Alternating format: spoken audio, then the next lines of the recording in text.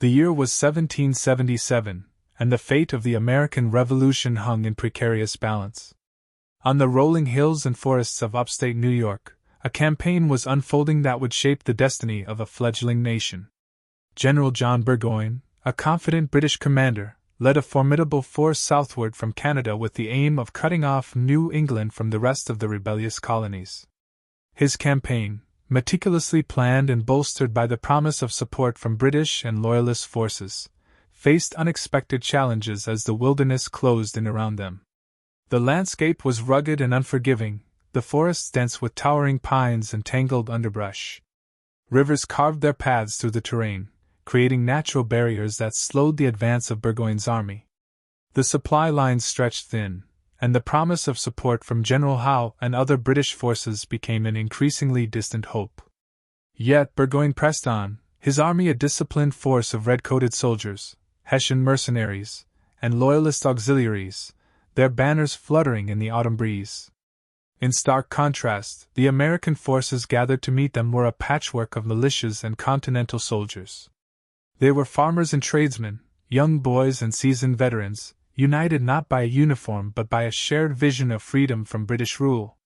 Among them stood General Horatio Gates, the man chosen to lead the defense of the northern colonies. Beside him, Daniel Morgan and his sharpshooters brought a deadly precision to the battlefield. These men, armed with long rifles and unparalleled marksmanship, would prove to be a formidable force in the coming days. The two armies moved like dancers toward an inevitable confrontation. Burgoyne's forces reached the outskirts of the village of Saratoga, where the American troops had fortified their positions along Bemis Heights, a series of ridges that overlooked the Hudson River. The ground chosen by the Americans was strategic, offering a clear advantage. Gates and his officers understood that the high ground was their best defense, and they worked tirelessly to strengthen their position. The fortifications stretched across the heights, a network of earthworks, trenches, and abatis constructed with a mix of military precision and sheer determination. Timber from the surrounding forests was felled to create barricades and sharpened stakes, turning the natural terrain into an obstacle course for any advancing force.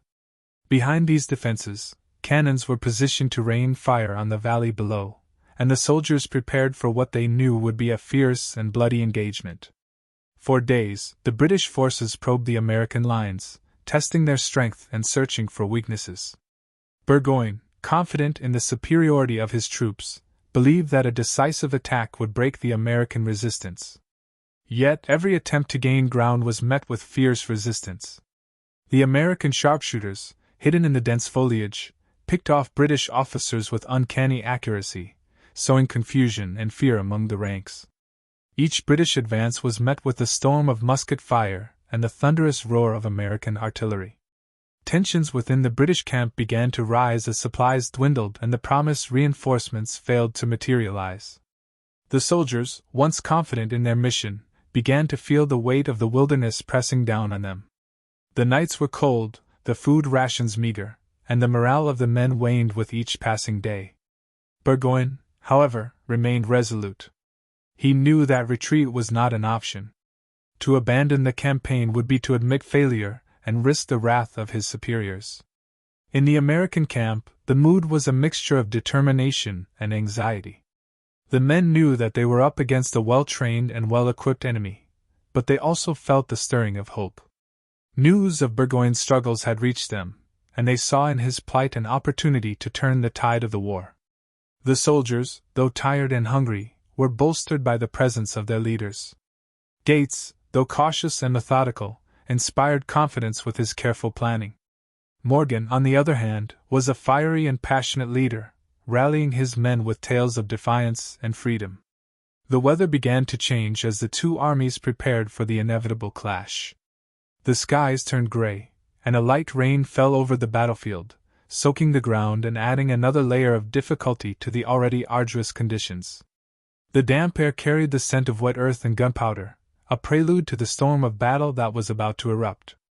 Burgoyne called a council of war, gathering his officers to discuss their next move.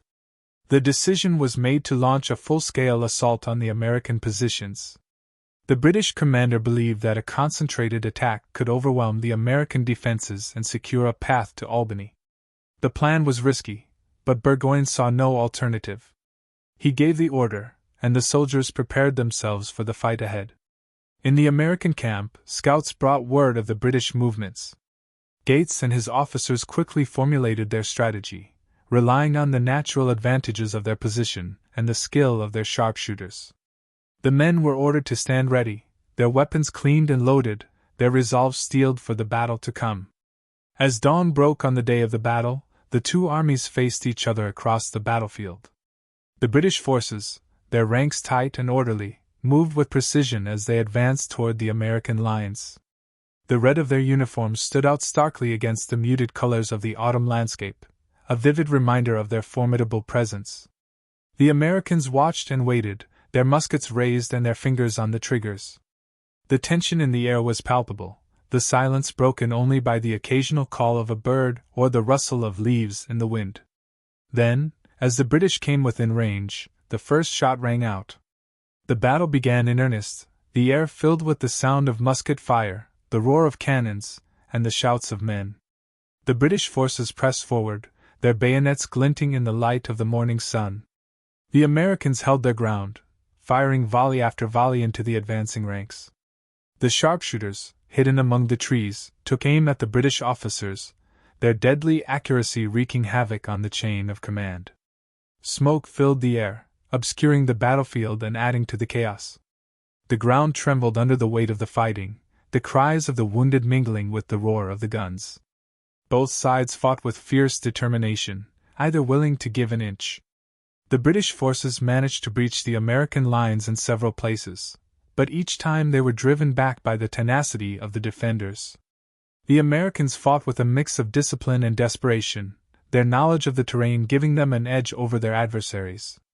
The British soldiers, though well-trained and experienced, struggled to adapt to the unconventional tactics employed by the Americans. As the battle raged on, the sun climbed higher in the sky, casting long shadows across the battlefield. The outcome was far from certain, and both sides knew that the fate of the revolution rested on the events of that day. For the British, victory would mean a decisive blow to the rebellion, a chance to regain control over the colonies. For the Americans, victory would be a beacon of hope, a sign that their cause was not in vain. The fighting continued, relentless and unyielding, as the day wore on. The battlefield, once a serene and untouched landscape, was transformed into a scene of destruction and chaos. Trees were splintered by cannon fire, the ground churned to mud by the trampling of feet and hooves. The air was thick with smoke and the acrid scent of gunpowder, a stark contrast to the crispness of the autumn day. The first act of the Battle of Saratoga was far from over, but the seeds of a turning point had been sown. Both armies would leave the field that day bloodied and battered, but the Americans, buoyed by their strategic advantages and the determination of their leaders, held a glimmer of hope. For Burgoyne and his men, the realization that their campaign was faltering began to take root, a shadow that would only grow darker in the days to come. The sun rose sluggishly over the battered landscape, casting its pale light upon the remnants of the previous day's skirmish. Smoke still hung in the cool morning air, curling from charred wood and blackened earth where artillery shells had gouged deep scars into the soil. Both armies stirred within their respective camps, their movements slow and deliberate, as though the weight of the battle to come pressed heavily upon their shoulders.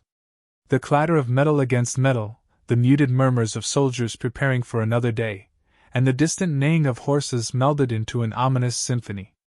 In the British camp, General John Burgoyne stood before a map spread across a makeshift table, his expression hard and unyielding. His officers, weary but resolute, gathered around him as he outlined the strategy for the day. The failure to break the American lines the day before had stung his pride, but Burgoyne was determined to redeem himself. He gestured with his gloved hand, tracing the terrain and pointing toward the heart of the American fortifications on Bemis Heights. It was here that he planned to direct his full force, determined to shatter the defenses and crush the rebellion in one decisive stroke. The British soldiers, though tired and battle-worn, prepared themselves with mechanical efficiency. Muskets were cleaned, bayonets sharpened, and ammunition distributed. The Hessian mercenaries, their stern faces reflecting their professional discipline, stood apart in their distinct uniforms, speaking quietly in their native tongue. The Loyalist auxiliaries, many of them locals who had sided with the Crown, cast uneasy glances toward the distant American lines. The American camp was a different scene altogether. The soldiers moved with a nervous energy, aware that their survival depended on their ability to hold the line. The previous day's success had bolstered their morale, but it had come at a cost. The wounded were tended to in makeshift field hospitals, their groans of pain a somber reminder of the price of war. Supplies were rationed carefully, each man receiving just enough to sustain him for the grueling hours ahead. General Horatio Gates conferred with his officers within the confines of his tent. Maps and reports littered the table before them, marked with ink and charcoal denoting troop positions and areas of engagement. Gates listened intently as Daniel Morgan described the effectiveness of his riflemen. Morgan's sharpshooters had proven invaluable, their long-range accuracy creating chaos within the British ranks.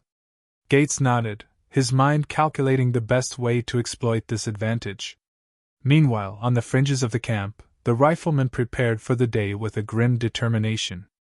These men, many of them backwoods hunters and frontiersmen, were accustomed to the hardships of life in the wilderness. They checked their weapons meticulously, ensuring that every rifle was clean and every bullet accounted for. Their camaraderie was evident in the way they moved and spoke, a quiet bond forged in the crucible of war. As the sun climbed higher, the tension between the two armies grew palpable. The British forces began their advance, moving with precision and discipline toward the American positions. Drummers beat a steady rhythm, their sound echoing across the battlefield like the relentless march of time. The flags of the Crown fluttered proudly in the breeze, their colors a vivid contrast to the somber tones of the landscape.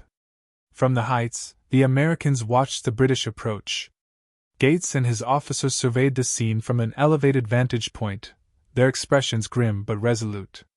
Orders were shouted, and the soldiers took their positions, their muskets resting against the earthworks. The artillery crews readied their cannons, their movements practiced and efficient. The first shots of the day rang out as the British vanguard came within range. American sharpshooters, hidden among the trees and brush, opened fire with deadly precision. Each crack of a rifle was accompanied by a distant cry or the thud of a body hitting the ground. The British advance slowed as their officers regrouped, issuing commands to counter the unexpected resistance. The battle escalated quickly, the calm morning shattered by the thunder of cannon fire and the rattle of musket volleys. Smoke billowed across the battlefield, obscuring the movements of the combatants and turning the pristine air into a choking haze. The British pressed forward with relentless determination, their bayonets gleaming as they charged the American lines. On the American side, the soldiers held their ground, firing volley after volley into the advancing enemy. The earthworks provided some protection, but the sheer force of the British assault threatened to overwhelm them. The cries of wounded men filled the air, a haunting chorus that underscored the brutal reality of the fight. Daniel Morgan's riflemen continued to play a pivotal role in the engagement. From their concealed positions, they targeted British officers and artillery crews, their bullets finding their marks with devastating accuracy. The British command structure, already strained by the chaos of the battlefield, began to falter under the pressure. As the fighting raged on, Burgoyne received reports from his officers about the growing difficulties faced by his troops. The American defenses were stronger than anticipated, and the terrain made it difficult to maneuver effectively. The realization that his carefully laid plans were unraveling weighed heavily on him, but he refused to give in to despair. Burgoyne issued new orders, directing his forces to concentrate their efforts on a specific point along the American line in the hope of breaking through. The Americans, however, were prepared for such a move. Gates had anticipated the possibility of a concentrated attack and had reinforced the vulnerable sections of his defenses. When the British forces launched their assault, they were met with a ferocious counterattack. The Americans, emboldened by their success, surged forward, driving the British back with a combination of musket fire and bayonet charges. The fighting was fierce and unrelenting, the battlefield a chaotic swirl of smoke, blood, and noise. Both sides suffered heavy casualties, and the ground was littered with the bodies of the fallen. The sun, now high in the sky, cast harsh light on the scene, illuminating the grim determination etched into the faces of the soldiers. As the day wore on, the momentum of the battle began to shift. The British forces, though still formidable, showed signs of fatigue and disarray. The Americans, fueled by the knowledge that they were defending their homeland, fought with renewed vigor. The high ground of Bemis Heights proved to be an insurmountable advantage, and the British were unable to make significant gains. By late afternoon, it became clear that the British assault had failed. Burgoyne, recognizing the futility of continuing the attack, ordered his forces to withdraw and regroup. The Americans, though victorious, did not pursue, choosing instead to reinforce their positions and prepare for the next phase of the campaign. The battlefield fell silent as the echoes of the fighting faded into the distance. The soldiers, both British and American, tended to their wounded and buried their dead, the aftermath of the day's violence a stark reminder of the cost of war. In the American camp, the mood was one of cautious optimism. The victory at Bemis Heights was significant, but the fight was far from over. For Burgoyne, the failure to breach the American defenses was a bitter blow. His forces were weakened, his supplies dwindling, and his position increasingly precarious. The realization that he was now on the defensive weighed heavily on him, but he knew that surrender was not yet an option.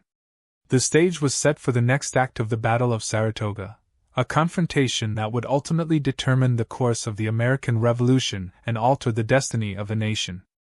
The day after the British withdrawal, the battlefield lay eerily quiet, shrouded in a mist that clung stubbornly to the ground. In the distance, faint cries of the wounded carried on the damp air, a haunting echo of the carnage that had taken place. The morning sun, hidden behind thick gray clouds, lent an oppressive weight to the atmosphere. Both armies, though separated by a short stretch of contested ground, were locked in a tense and uncertain silence. The British camp, now huddled in a defensive position near the banks of the Hudson River, was a study in grim efficiency. General John Burgoyne walked among his men, his polished boots sinking into the soft earth with every step. His face was a mask of resolve, though beneath the surface, the reality of their situation gnawed at him. Supplies were dangerously low, morale was plummeting, and the expected reinforcements from General Howe seemed less likely with each passing day. The soldiers worked tirelessly, digging trenches and reinforcing barricades. The once proud army that had marched south with such confidence now looked diminished, their uniforms dirted and their faces lined with exhaustion. The officers moved among them, issuing orders and offering words of encouragement, but the doubts that had taken root were not easily dispelled.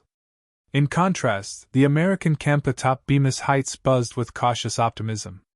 General Horatio Gates and his officers convened in a large canvas tent, its interior illuminated by the flickering glow of lanterns. Maps and reports covered the table before them, marked with the scribbled notations of scouts and strategists. The room was thick with the smell of ink, sweat, and the faint metallic tang of spent gunpowder. Gates sat at the head of the table, his expression calm but resolute. His mind, methodical and measured, weighed the options before them. The victory of the previous day had been significant, but he understood that the British were not yet broken. To capitalize on their gains, they would need to press the advantage, striking Burgoyne's forces before they had a chance to regroup. Daniel Morgan stood at Gates's right, his rugged features illuminated by the dim light. His sharpshooters, instrumental in the success of the first engagement, had already begun harassing the British lines, targeting sentries and disrupting their work. Morgan's voice carried a note of confidence as he described his men's continued effectiveness, his words punctuated by the occasional clink of a rifle butt against the floor. Outside the tent, the American soldiers prepared for the next phase of the campaign. Despite their ragged appearance, there was a sense of determination among them, a shared belief that they were on the cusp of something monumental. Muskets were cleaned, bayonets inspected, and powder horns refilled. The men spoke in low voices, their conversations a mixture of encouragement, grim humor, and speculation about the battles yet to come. The weather, already damp and chilly, began to shift as dark clouds gathered on the horizon. A cold wind swept across the battlefield, carrying with it the faint scent of rain. The elements added another layer of hardship to the soldiers' already grueling existence, but neither side could afford to let the weather dictate their actions. The Americans moved swiftly, sending scouting parties to probe the British defenses and gather intelligence. These small groups, composed of experienced woodsmen and militia, navigated the dense forests with ease, their movements silent and deliberate. From their hidden vantage points, they observed the British soldiers laboring to fortify their position, their numbers visibly diminished. The scouts returned with valuable information, their reports fueling the confidence of the American commanders. Gates convened another meeting with his officers to discuss their next move. The plan that emerged was bold yet calculated, a coordinated assault aimed at cutting off Burgoyne's retreat and encircling his army. If successful, it would force the British to surrender, a victory that could turn the tide of the entire war. The orders were issued, and the American troops began to mobilize. The camp, once a scene of bustling preparation, became a hive of purposeful activity. Artillery pieces were moved into position, their crews working with practiced precision. Infantry regiments formed up, their ranks a patchwork of Continental soldiers and local militias. The sharpshooters, already deployed along the flanks, readied themselves for another day of harrying the enemy. As the Americans advanced, the British soldiers braced themselves for the inevitable confrontation. Burgoyne, though acutely aware of his precarious position, refused to entertain the thought of surrender. He rallied his officers, urging them to hold firm and prepare for a decisive stand. The soldiers, though weary and outnumbered, took up their positions with a grim determination, their bayonets fixed and their muskets loaded. The first clash of the day came in the form of a sharp skirmish along the British perimeter. American sharpshooters, concealed in the trees and underbrush, targeted sentries and artillery crews, their rifle fire precise and unrelenting.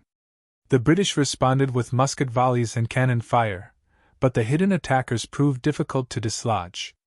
As the day wore on, the main American assault began in earnest. Columns of infantry advanced under cover of artillery fire, their movements coordinated and deliberate. The British defenders, entrenched behind earthworks and barricades, opened fire as the Americans came within range. The battlefield erupted into chaos, the air filled with the deafening roar of gunfire and the acrid smell of smoke. Despite the intensity of the British resistance, the Americans pressed forward, their momentum fueled by the knowledge that victory was within their grasp.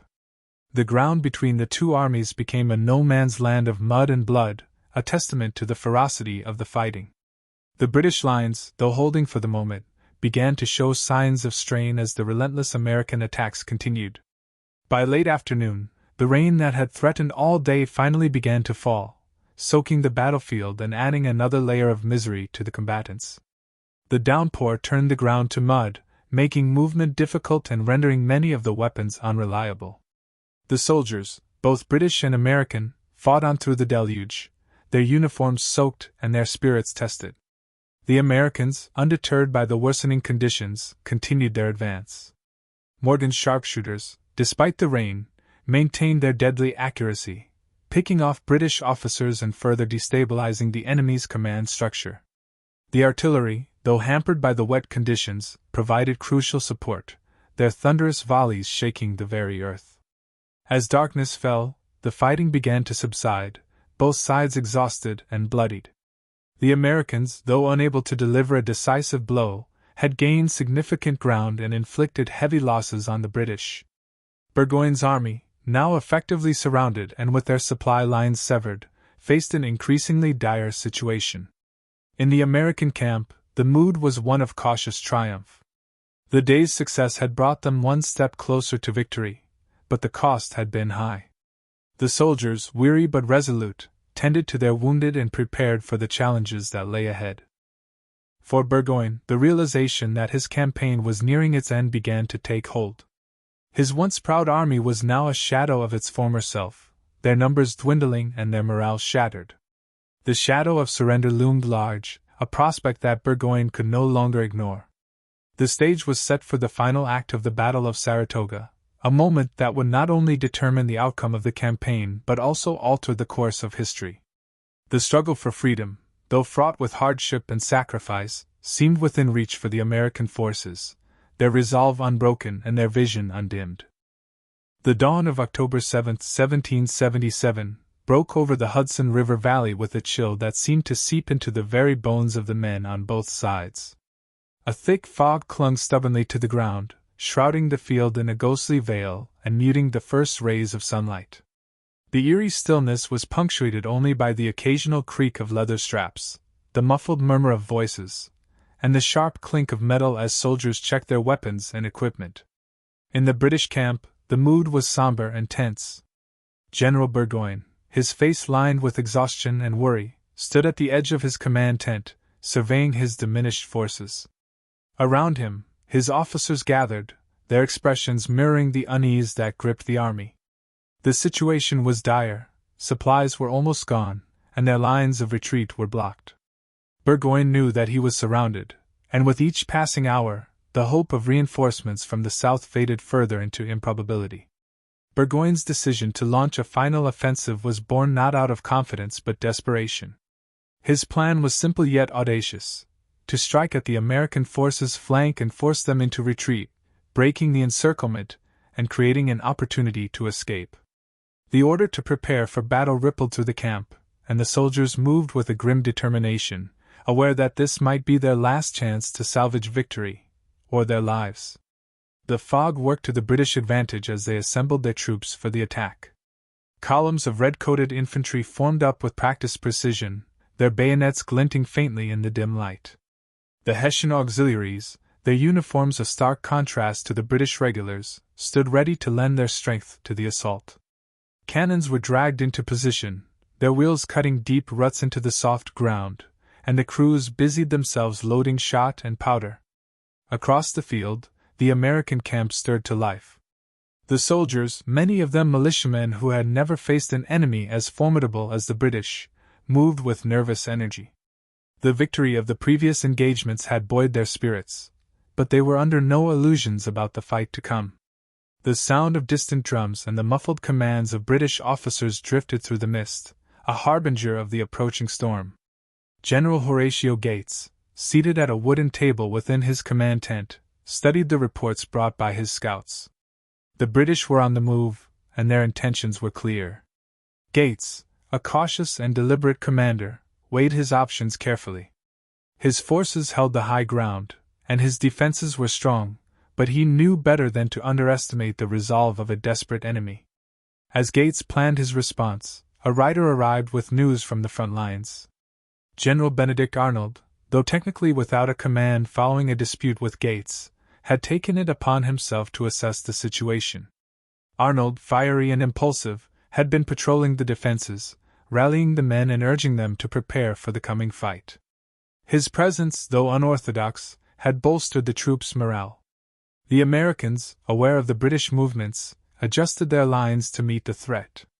Riflemen moved into concealed positions along the flanks, their keen eyes scanning the fog for any sign of movement. Artillery crews readied their guns, the barrels aimed toward the anticipated point of attack.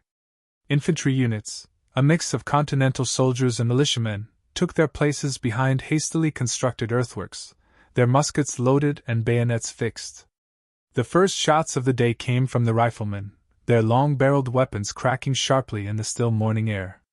Hidden among the trees and brush, they targeted the British advance with deadly precision, their bullets felling officers and sowing confusion among the ranks.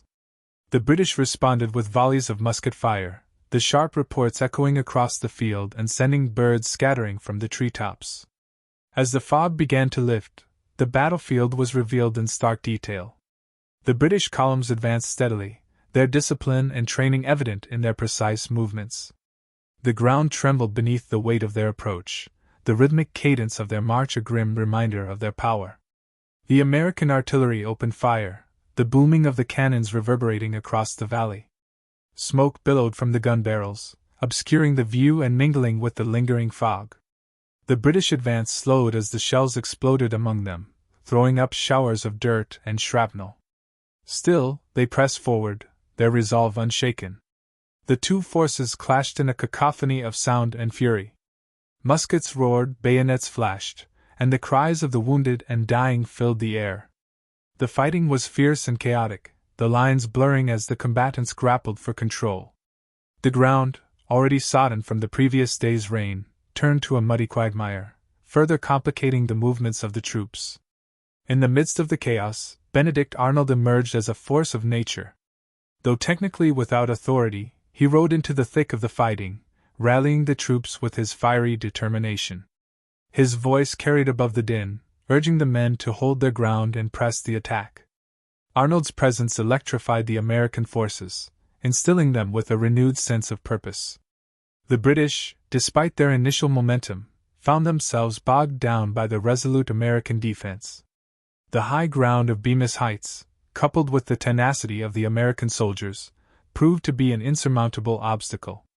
The riflemen continued to pick off officers and artillery crews, their accuracy wreaking havoc on the British command structure. As the sun climbed higher, the tide of the battle began to turn decisively in favor of the Americans. The British, their ranks thinned and their lines disrupted, began to falter. Burgoyne, observing the situation from a distance, realized that his plan had failed. His army, now surrounded and out of options, faced the grim reality of defeat. By late afternoon, the British forces began a retreat, their movements disorganized and chaotic. The Americans, emboldened by their success, pursued them with relentless determination. The battlefield, now littered with the dead and wounded, stood as a testament to the ferocity of the struggle. As darkness fell, the sounds of the retreat faded into the distance, leaving the Americans in control of the field. The victory at Saratoga was complete, a momentous achievement that would resonate far beyond the confines of the battlefield. For Burgoyne, the defeat marked the end of his campaign and the beginning of a new chapter in the war for American independence. The morning after the British retreat, the battlefield bore silent witness to the ferocity of the conflict.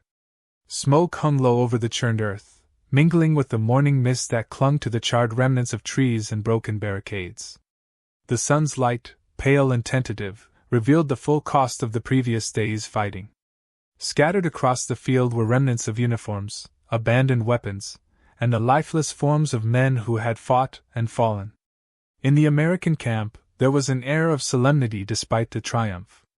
Soldiers moved with quiet purpose, some tending to the wounded while others gathered the dead. The makeshift hospital, set up under a series of large canvas tents, was a grim scene of pain and resilience. The moans and cries of the injured echoed through the air as surgeons worked tirelessly, their bloodied hands a stark reminder of the human cost of war. Among the Americans, the mood was one of subdued pride. The victory at Saratoga was undeniable, a turning point in the struggle for independence, but the sight of comrades lost tempered their celebration. The officers moved among the men, offering words of encouragement and praise for their bravery. General Horatio Gates, ever calm and composed, remained at the center of activity, receiving reports and issuing orders with an air of quiet authority. In a far corner of the camp, Benedict Arnold lay on a makeshift stretcher, his leg bandaged and splinted. The injury he had sustained during the battle was severe, the result of his reckless bravery as he had led his men into the thick of the fighting. Despite the pain, Arnold's eyes burned with the intensity of a man who had given everything for the cause. His role in the victory had not gone unnoticed, and though his relationship with Gates remained strained, his valor had earned him the admiration of the troops. The British camp, now a shadow of its former self, was a scene of despair and resignation. General Burgoyne stood among his officers, his face pale and drawn as he surveyed the remnants of his once proud army. The retreat had left them with little more than their lives, and even that seemed precarious. Supplies were gone, morale was shattered, and the knowledge that they were surrounded by a victorious enemy weighed heavily on every man. Burgoyne's decision to open negotiations was not made lightly. As he paced the floor of his tent, he weighed the alternatives, but the stark reality left him with little choice. His officers, gathered around the table, spoke in low tones, their voices carrying the bitterness of defeat. They knew that surrender was inevitable, and the thought of it was a bitter pill to swallow. By mid-morning, a small delegation left the British camp under a flag of truce. The white banner, held high above the heads of the officers, fluttered in the breeze as they made their way toward the American lines. The soldiers who watched their approach, both British and American, understood the significance of the moment. The American response was swift. Gates, ever pragmatic, welcomed the opportunity to bring an end to the bloodshed. The terms of surrender, discussed in a series of tense but respectful meetings, reflected the gravity of the moment. The British, though defeated, were treated with dignity, their officers allowed to retain their swords as a gesture of respect. The formal surrender took place on the fields outside Saratoga, witnessed by soldiers from both sides. The British troops, their uniforms tattered and their heads bowed, marched forward to lay down their arms. The Americans, standing in silence, watched as the weapons were stacked in neat piles, a physical symbol of their hard-won victory. For the Americans, the significance of the moment was not lost. The victory at Saratoga was more than just a military triumph. It was a message to the world that the fight for independence was not a lost cause. The news of the victory would soon spread, reaching the ears of foreign powers and inspiring a wave of support for the American cause. As the day drew to a close, the soldiers of the Continental Army gathered around their campfires, sharing stories of the battle and reflecting on what they had achieved. The glow of the fires cast long shadows on their faces, their expressions a mix of pride and exhaustion. Though the war was far from over, the victory at Saratoga had given them hope, a belief that their sacrifices were not in vain. In the quiet of the night, the battlefield stood silent once more. The stars, undisturbed by the events below, shone brightly in the clear autumn sky. For a brief moment, the world seemed at peace, the echoes of war fading into the stillness of the evening. Yet beneath the tranquility lay the seeds of a new era, one born of struggle and forged in the fires of revolution. The days following the British surrender at Saratoga were marked by a palpable shift in the atmosphere of the American camp. The realization of what had been achieved rippled through the ranks, igniting a mixture of relief, pride, and renewed determination. For many soldiers, the victory represented a turning point in their struggle for independence, a moment that validated their sacrifices and reaffirmed their belief in the cause. The American forces, now tasked with the aftermath of their triumph, moved with an air of purpose. Soldiers worked diligently to organize the spoils of war, cannons, muskets, and supplies captured from the British. The sight of these trophies, tangible proof of their victory, bolstered their spirits. Among the items were neatly stacked barrels of powder and crates of provisions, valuable resources that would sustain the Continental Army in the battles yet to come. General Horatio Gates, ever meticulous, presided over the formalities with the measured demeanor of a seasoned commander. He convened a meeting of his officers in a tent hastily converted into a command center. Maps and documents cluttered the table as the men discussed the next steps. Though their victory was significant, Gates was keenly aware that the war was far from over. The British still held key positions in New York, and the threat of reinforcements from Canada loomed large. Benedict Arnold, confined to a cot due to his leg injury, was notably absent from these discussions. His contributions to the victory, though undeniable, were overshadowed by his fiery temperament and his strained relationship with Gates. Yet, among the rank-and-file soldiers, Arnold was regarded as a hero. Stories of his fearless leadership during the battle circulated around the campfires, his name spoken with admiration and respect. In the British camp, the mood was somber. General Burgoyne, once a confident and ambitious commander, now found himself the architect of a disastrous defeat.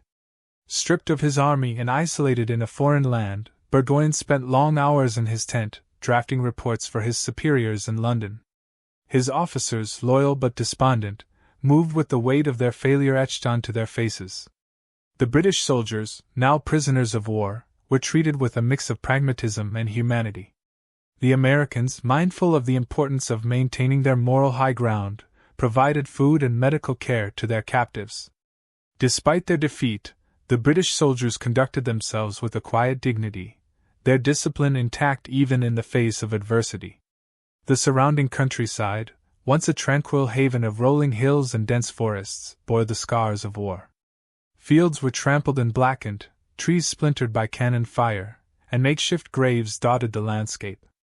The local inhabitants, many of whom had fled their homes during the fighting, began to return cautiously, their faces etched with worry as they surveyed the damage.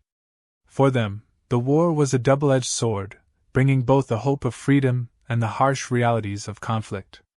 Amidst the flurry of activity, messages were dispatched to Philadelphia, where the Continental Congress awaited news of the campaign. The victory at Saratoga, when it reached the halls of Congress, would resonate like a clarion call. Delegates, many of whom had faced criticism and doubt, would seize upon this moment as evidence that their cause was just and their efforts worthwhile. Across the Atlantic, the impact of Saratoga would ripple through the courts of Europe. France, long hesitant to commit openly to the American cause, would view the victory as a decisive moment. The fall of Burgoyne's army demonstrated that the American forces were not only resolute, but also capable of defeating one of the world's most powerful armies.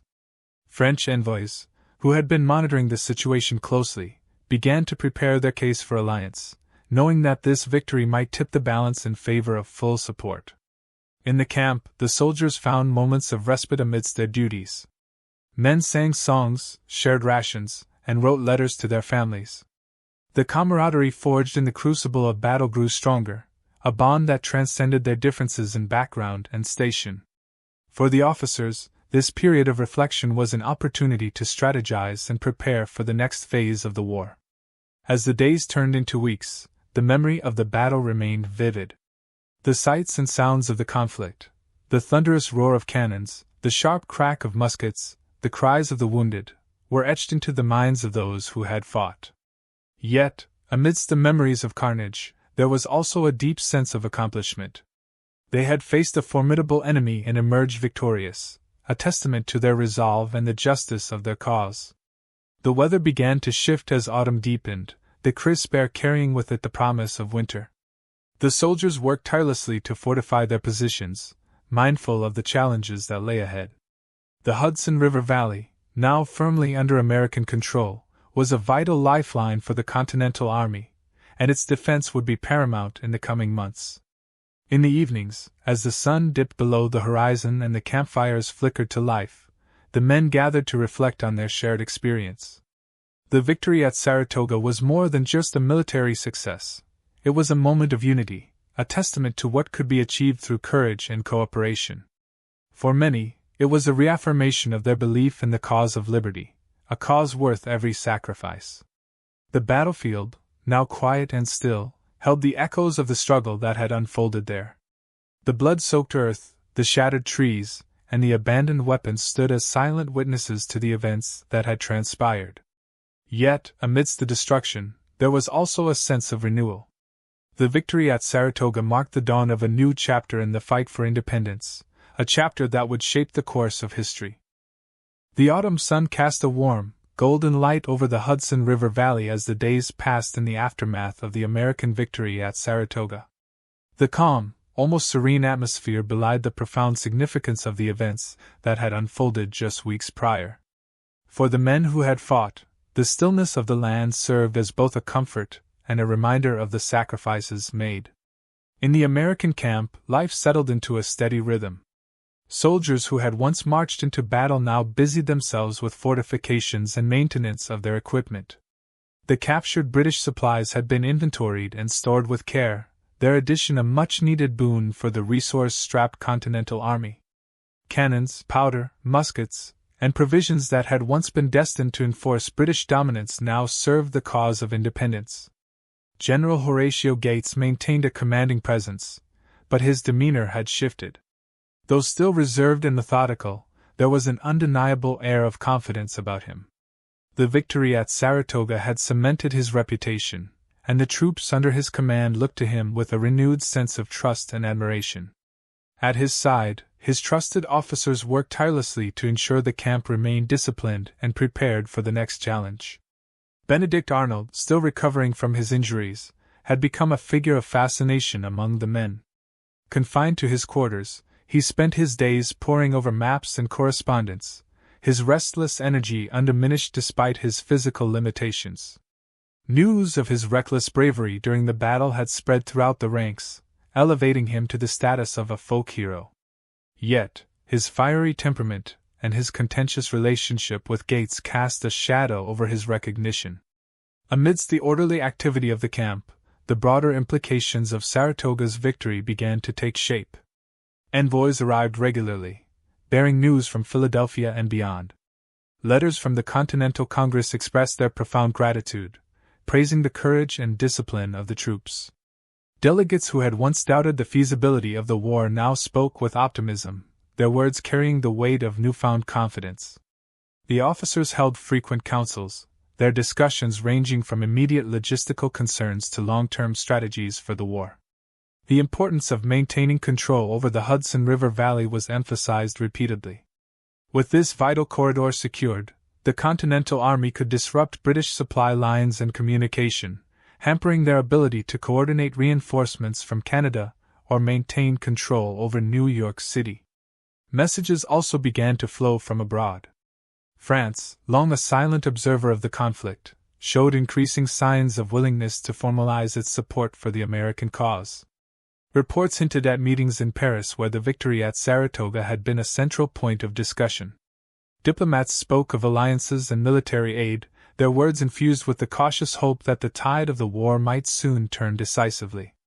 In the British camp, now a hollowed shell of its former strength, the defeated soldiers adjusted to their new reality as prisoners of war. The Americans treated them with a measure of respect and humanity, providing food and shelter despite their own limited resources. The sight of British officers, once commanding and confident, now subdued and reflective, underscored the magnitude of their defeat. General Burgoyne, a man accustomed to the grandeur of European courts, found himself grappling with the humiliation of his surrender. His once ornate uniform now hung loose, a visual metaphor for the weight he carried. In his tent, surrounded by maps and the remnants of his staff, he drafted reports to London, his words laced with regret and frustration. The loss at Saratoga would echo through the corridors of British power, raising questions about the feasibility of continuing the war. The local inhabitants, who had watched the unfolding events from the shadows of their homes, began to emerge cautiously. Farmers returned to their fields, finding them scarred by cannon fire and littered with remnants of battle. The presence of American soldiers offered them a measure of reassurance, though the lingering threat of British retaliation kept them wary. For many, the victory at Saratoga was a glimmer of hope, a sign that their land might one day be free from the ravages of war. In the evenings, the American camp took on a different character. The soldiers, having completed their duties for the day, gathered around campfires to share stories and songs. Their laughter and camaraderie filled the air, a stark contrast to the grim reality they had faced on the battlefield. The men spoke of their homes and families, their voices tinged with longing and determination. For them, the victory at Saratoga was not just a military success, it was a step closer to the freedom they so desperately sought. The officers, too, found moments of reprieve in these quiet hours. Over shared meals and discussions, they reflected on the events that had brought them to this point. Gates, ever the strategist, spoke of the challenges that lay ahead, emphasizing the importance of vigilance and preparation. His words carried the weight of experience, a reminder that the war was far from over. The battlefield itself, once a chaotic theater of death and destruction, began to show signs of renewal. The grass, scorched and trampled during the fighting, began to sprout anew. The air, heavy with the acrid scent of gunpowder, grew lighter with each passing day. Yet the land bore the scars of the struggle, a testament to the fierce determination of those who had fought for its control. As the days turned into weeks, the significance of Saratoga became ever clearer. It was not just a victory for the Continental Army, it was a message to the world. The fledgling American nation, once dismissed as an unlikely contender, had proven its mettle against one of the most powerful empires in history. The victory sent ripples across the Atlantic, inspiring hope and courage in those who believed in the cause of liberty. For the men who had fought, the memory of Saratoga would remain etched in their hearts. The sights and sounds of the battle, the thunder of cannons, the shouts of commanders, the cries of the wounded, were experiences they would carry with them for the rest of their lives. Yet, amidst the memories of violence, there was also a profound sense of accomplishment. They had stood firm in the face of adversity, united by their belief in a common cause. As the camp prepared for the winter months, the soldiers of the Continental Army faced the future with a renewed sense of purpose. The victory at Saratoga had shown them what was possible, a beacon of hope in a war fraught with uncertainty. For them, the fight for independence was not just a matter of survival, it was a fight for the very soul of their nation. The winter chill had begun to settle over the Hudson River Valley, its icy grip creeping across the rolling hills and dense forests that surrounded the site of the Battle of Saratoga. The American forces, weary yet invigorated by their recent victory, remained encamped, their focus now shifting to fortification and preparation for the challenges ahead. The sharp, clear air carried the sound of hammers striking nails and saws cutting wood, as the soldiers worked tirelessly to construct defenses and shelters to withstand the brutal months to come. The camp was a hive of activity, a testament to the resilience and discipline of the Continental Army. Men moved with purpose, hauling timber and stones to reinforce their positions. Smoke curled skyward from dozens of campfires, where soldiers warmed their hands and cooked their meager rations. The rhythm of daily life, punctuated by the sound of drills and the occasional crack of musket fire during practice, created a sense of order amid the uncertainty of war. General Horatio Gates, ever the meticulous commander, had taken great care to ensure that the Army's position remained secure. He spent hours poring over maps and dispatches, his mind occupied with strategies for maintaining their hold on the Hudson River Valley. Gates understood the symbolic and strategic importance of their victory at Saratoga. It was not merely a triumph on the battlefield, it was a turning point in the war, a rallying cry for the American cause. Yet he also knew that their success had drawn the attention of British commanders, who would not rest until they regained control of this critical region. In the officers' quarters, the atmosphere was one of both camaraderie and contemplation. By the warmth of a roaring fire, the commanders exchanged ideas, debated plans, and reflected on the events that had brought them to this moment. Benedict Arnold, though still confined by his injury, was a frequent topic of conversation. His valor during the battle had earned him the admiration of many, though his volatile nature and strained relationship with Gates continued to cast a shadow over his reputation. Beyond the immediate concerns of the camp, the victory at Saratoga had sent shockwaves across the continent and beyond. Envoys carried the news to the Continental Congress, where the delegates celebrated the triumph as a sign of their burgeoning nation's strength and resolve. For the American people, the victory was a beacon of hope, a reminder that their struggle for independence was not in vain. In taverns, homes, and public squares, the name Saratoga became a symbol of possibility, a rallying cry for freedom. Across the Atlantic, the impact of the battle was equally profound. In the opulent courts of Europe, news of Burgoyne's defeat sparked intense debate. France, long cautious about aligning itself with the American revolutionaries, now saw an opportunity to weaken its longtime rival, Britain. Diplomatic discussions gained urgency, as French officials considered the implications of openly supporting the American cause. The victory at Saratoga became the fulcrum on which alliances would pivot, its significance transcending the battlefield to shape the course of international politics. In the British camp, the mood was one of desolation and introspection. General John Burgoyne, once the confident architect of a grand campaign, now found himself a prisoner of his own ambitions. His officers, loyal yet disheartened, struggled to reconcile their faith in the British crown with the reality of their defeat. The rank-and-file soldiers, now prisoners of war, bore their plight with stoic resolve. They were treated with fairness by their American captors, but the weight of their loss was evident in their somber expressions and subdued demeanor. For the local population, the aftermath of the battle brought a mix of relief and unease. Farmers returned to their fields, only to find them scarred by cannon fire and littered with the remnants of war. Villages that had been abandoned during the fighting began to come alive once more, their inhabitants cautiously resuming their lives amid the ruins.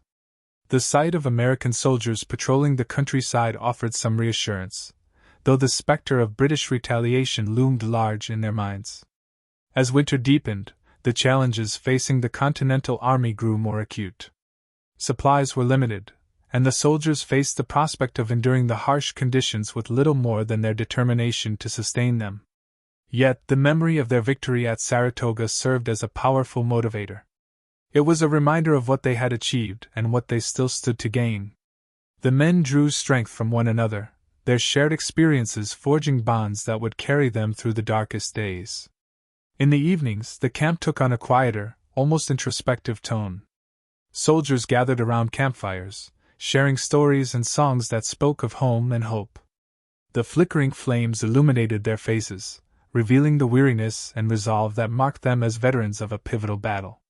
For many, these moments of camaraderie were as vital as food or shelter, a source of sustenance that kept their spirits alive.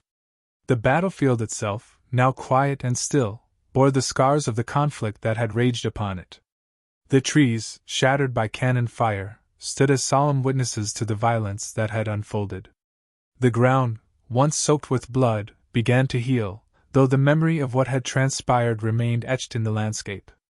For those who had fought there, Saratoga was more than a place. It was a testament to their courage, a symbol of their shared sacrifice. As the weeks turned into months, the implications of Saratoga's victory continued to unfold. The Continental Army, though battered and worn, stood ready to face the challenges ahead. The men who had fought and won at Saratoga carried with them the knowledge that they had achieved something extraordinary.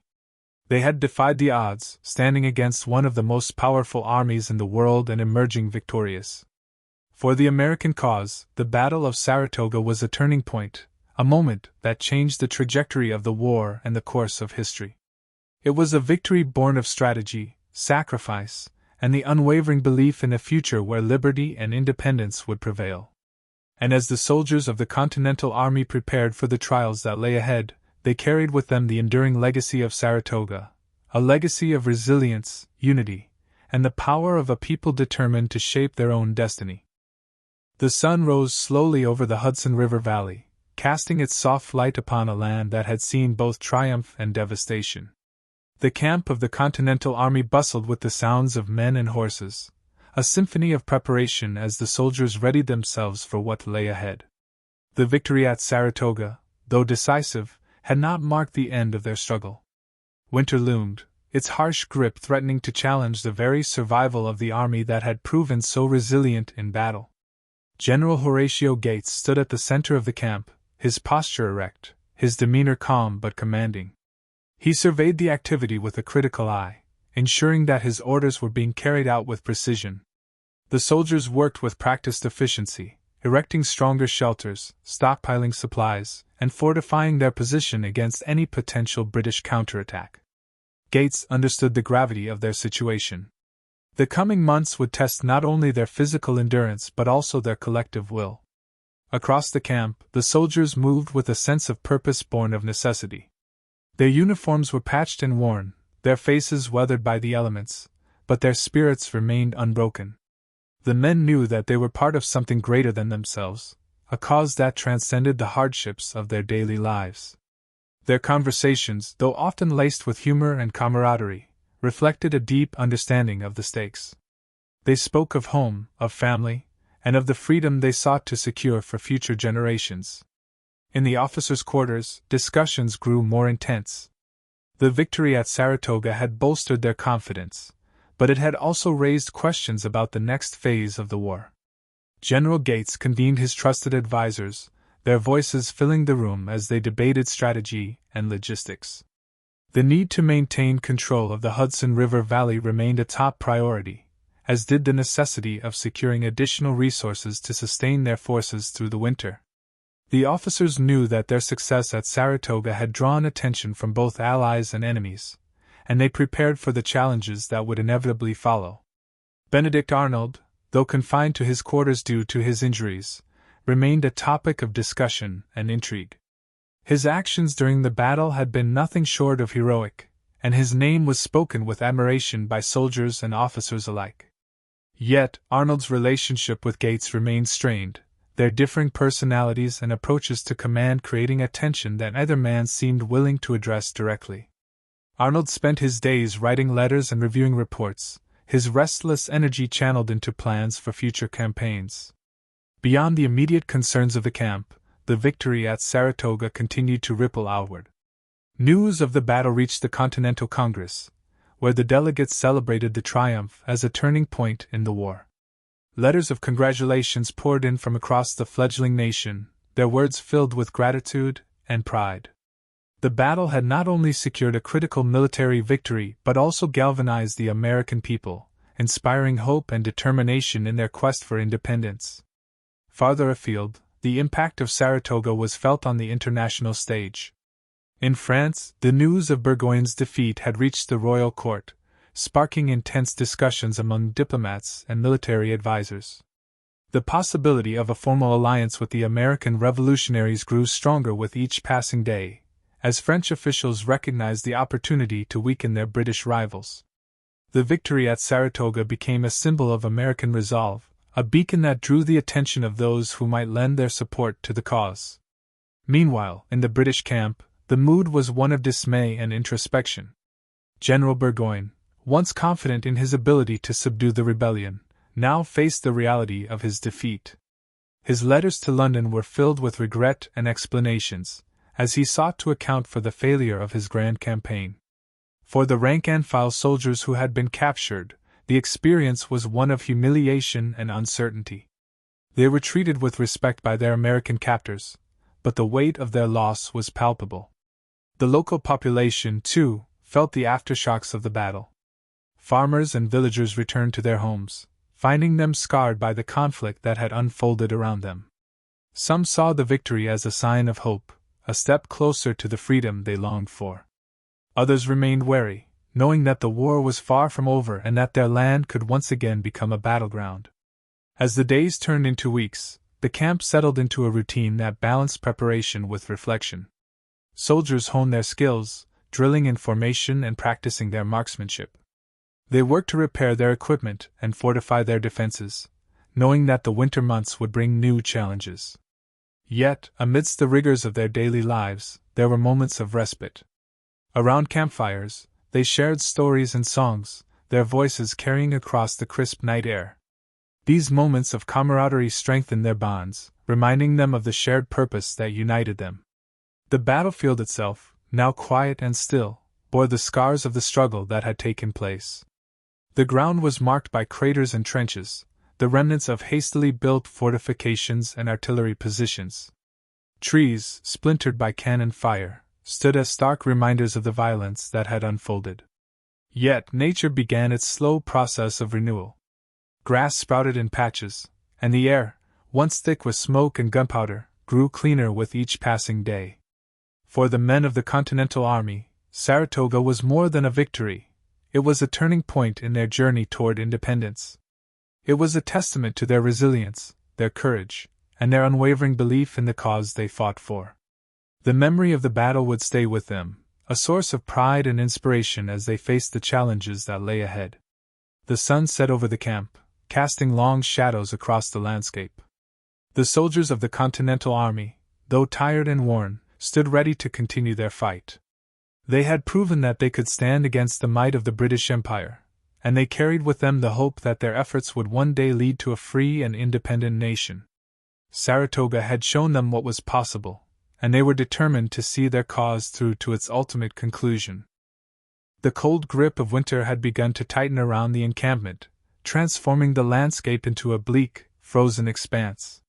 Snow began to accumulate on the ground, covering the remains of the battlefield, the tents, and the fortifications that had been hastily constructed during the months leading up to the battle. The Continental Army, though fatigued and ill-prepared for the brutal season, remained resolute, their spirits buoyed by the hard-won victory at Saratoga. The men had earned a reprieve from their struggle, yet the looming shadow of what was to come cast its dark presence over them. In the heart of the camp, General Horatio Gates stood with his back to the wind, the sound of the flapping canvas above his head mingling with the low murmur of soldiers going about their duties.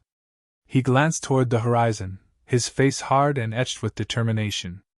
Gates knew that the winter would not be kind to his army, but he also understood that this season would be the test of their endurance. It was in times like these, when the elements seemed intent on driving them to despair, that a soldier's character was truly forged. The camp, though settled and seemingly at peace, hummed with the quiet tension of uncertainty. Gates, having secured the victory at Saratoga, now turned his attention to fortifying his army for the months ahead. Winter provided both an opportunity and a challenge, an opportunity to regroup, to solidify their position, and to make the necessary adjustments before the campaign season resumed in the spring. But it was also a challenge, as food and supplies ran low, and the threat of British retaliation loomed large in the minds of every officer and soldier. The officers' quarters were filled with maps, reports, and strategic discussions. The mood among the leadership was one of cautious optimism.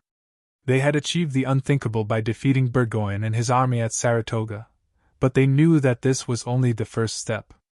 General Gates, while careful not to let his pride overshadow his pragmatism, recognized the critical importance of leveraging their victory to rally further support from both within the ranks and beyond the army.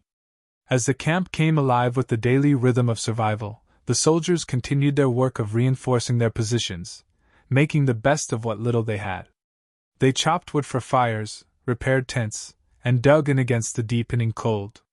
For many, these tasks were a welcome distraction from the weight of the battle they had fought and won, but also a reminder of the ongoing hardships of war. They were soldiers, not just warriors, but men who would be called upon to endure far more than they had already. Despite the dismal conditions, the men remained united, buoyed by the victory they had achieved. Their camaraderie had been solidified on the battlefield, and it was this bond that helped them endure the brutal winter. Around the campfires, they shared stories of their lives before the war, of family, of farms, of small towns now lost to the fog of war. Their voices, though sometimes weary, carried a note of hope. They spoke of the future they were fighting for, of the nation they believed could be born from their struggles, a land where freedom would ring louder than the sound of musket fire and cannonballs. As the officers convened in their headquarters, General Gates examined his options.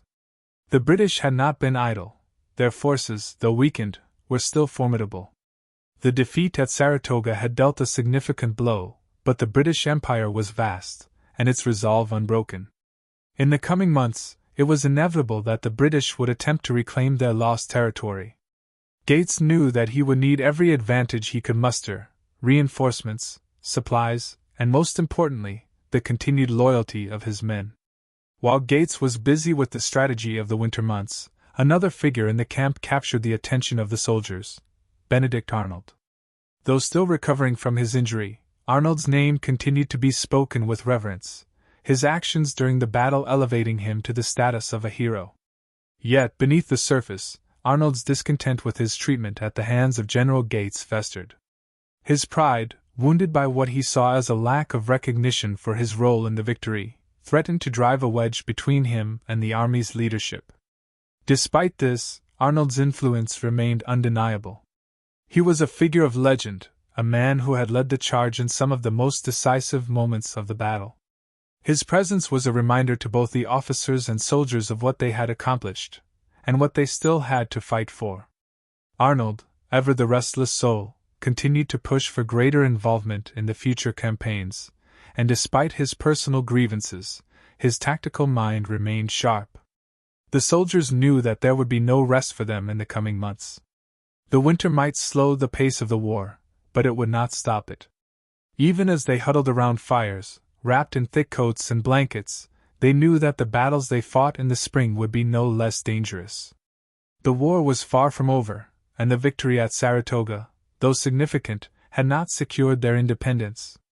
The task of driving the British from American soil, of ensuring that the ideals of freedom and liberty took root, was a task that would require their unwavering commitment. As the days passed, the realization began to set in that the winter months would be a time not just of survival, but of preparation. The soldiers would be called upon to endure and to endure together, to rebuild their strength and to focus on the next phase of the fight. They had proven that they could stand against the might of the British Army, and now they would prove that they could stand against the brutal winter as well. One of the greatest challenges was the lack of supplies. While the victory at Saratoga had given the Continental Army a much-needed boost, it had not solved the logistical problems that plagued the Revolution.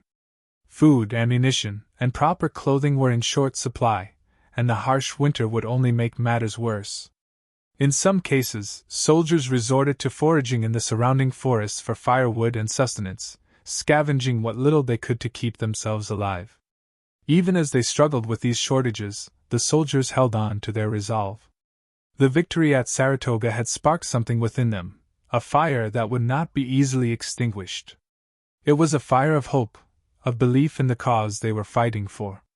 They were no longer just a collection of individual men, but a unified force, bound together by a common purpose.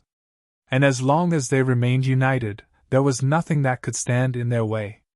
The bitter cold continued to bite at the edges of the camp, but in the hearts of the soldiers, a warmth persisted, born of their victory, their sense of duty, and their unbreakable resolve. For the men of the Continental Army, Saratoga was a victory that would not soon be forgotten. It was a symbol of what they had achieved, and a reminder of what they still had to do. The coming spring would bring new challenges, but they would face them with the same courage, determination, and unity that had carried them to victory on that fateful day in October. As night fell over the camp, the soldiers gathered around the campfires once again. The crackling flames illuminated their faces, casting shadows that seemed to dance in the wind. They spoke quietly among themselves, their voices filled with quiet confidence. Despite the hardships they faced, despite the trials that lay ahead, they knew that they were part of something far greater than themselves. They were part of a revolution that, for better or worse, would change the world forever. And as the first snowflakes of the season fell softly to the ground, the men of the Continental Army looked to the future with a renewed sense of purpose. They had won the Battle of Saratoga, but the war was far from over. The challenges of the coming year would test them in ways they could not yet imagine, but they were ready. They would endure. They would fight. And in the end, they would win. The encampment remained subdued under the long, wintry sky. The silence that hung over the soldiers of the Continental Army was a heavy one, broken only by the occasional sound of boots crunching on snow or the soft murmur of voices gathered around the campfires. It had been weeks since the battle at Saratoga, yet the sense of accomplishment from that hard-won victory still clung to the soldiers like the frost on the trees surrounding their camp. In the wake of their triumph, a cautious optimism had taken root. But beneath this veneer of hope was the stark reality of the challenges that lay ahead. General Horatio Gates stood at the heart of the camp, his coat pulled tight around him to fend off the cold, his eyes scanning the horizon as though searching for something, anything, that would offer insight into what the next chapter of the war would bring. Despite the victory at Saratoga, Gates was not one to rest on his laurels. His mind, sharp and calculating, was already focused on the next phase of the conflict. The victory had provided them with a crucial strategic advantage, but it had not secured the revolution's ultimate success. The British, though wounded, were far from defeated. At the center of the camp, soldiers continued with their preparations for the winter ahead. Though the cold was biting and the winds were harsh, the men worked tirelessly. They chopped wood, gathered supplies, and strengthened their positions. There was no time to waste. They had fought hard to win Saratoga, but now they had to ensure that they could hold on to that victory. The British forces, though beaten, would not simply surrender the strategic importance of the Hudson River Valley. Gates knew that the British would soon regroup and make another attempt to reclaim their lost ground, and he had to be ready for it. Inside his command tent, Gates met with his officers, his trusted advisors, to discuss their strategy. The atmosphere was somber, as though the weight of the coming months hung over them all. The British were regrouping, sending reinforcements, and the colonists' hold on Saratoga was still fragile. The discussion centered on how to fortify their position, how to acquire the necessary resources for the coming year, and how to deal with the inevitable British counteroffensive. Gates, ever pragmatic, was focused on the long-term strategy. His concern was not just the coming winter, but the larger context of the war. The British had been forced to surrender at Saratoga, but it had not been a final victory. The war was still far from over. He knew that to truly secure independence, they needed more than just a few key victories. They needed to break the British resolve, to prove to the world that the Americans could hold their ground against the mighty British Empire. The war had grown ever more complex. The support from the French had not yet fully materialized, and Gates knew that the army's success would largely depend on their ability to keep the fight alive and secure those much-needed foreign alliances. As the officers debated their next moves, the general's mind raced through a labyrinth of possibilities and contingencies. Every action taken now could impact their ability to keep the momentum from Saratoga alive. He had seen firsthand the ebb and flow of fortune in war, and he understood how quickly things could turn. Outside the tent, the camp was alive with the sounds of soldiers adjusting to their winter routines. The fire pits flickered in the distance, casting their soft glow against the darkening sky. As the evening deepened, some soldiers gathered around the fires, the heat from the flames offering them a temporary respite from the cold. There was little time for rest, but the soldiers shared what small comforts they could in these moments. They passed around pieces of bread or a sip of water, their conversations hushed but filled with camaraderie. Some spoke of their homes, of what they would return to once the war was over. Others, their voices low with weariness, spoke of the battle and their hopes for the future. Benedict Arnold, though still recovering from the injuries sustained in the battle, continued to be a figure of intrigue. His name was spoken with respect by his fellow soldiers, who had witnessed his heroic actions during the fight. Despite the recognition, Arnold remained in the shadows of Gates' command, frustrated and chafing at his perceived lack of acknowledgement. His restless energy could be felt in the stillness of the camp. Arnold, ever the ambitious and determined officer, had not yet reconciled with the reality that he was being sidelined by Gates, the man who had been awarded the lion's share of the credit for the victory. The growing tension between the two men was palpable. Arnold, though outwardly loyal, had become increasingly disillusioned by what he saw as an affront to his military achievements. The more he reflected on the treatment he had received, the more resentful he became. His actions at Saratoga had been crucial to the victory, yet his contributions were often overshadowed by the strategic decisions made by Gates. The lack of recognition had taken its toll, and Arnold's bitterness began to simmer, even as he continued to serve. Despite the growing rift between Gates and Arnold, the officers remained united in their commitment to the cause. They understood that the British were not simply going to retreat. They would regroup and return. There was no time to dwell on internal disputes. The focus had to remain on the larger picture. General Gates and his officers continued their deliberations, weighing the pros and cons of various tactics to defend their territory. As the evening drew on, the sky darkened and the campfires illuminated the faces of the soldiers, their expressions a mixture of fatigue, determination, and hope. Their eyes reflected the challenges they had faced, and the unspoken understanding that the war was far from over. The Battle of Saratoga had been a turning point, yes, but it had not won the war. The road ahead would be long and fraught with difficulty, but the soldiers of the Continental Army had proved themselves capable of remarkable resilience. The tensions that simmered within the camp were not limited to the generals and officers.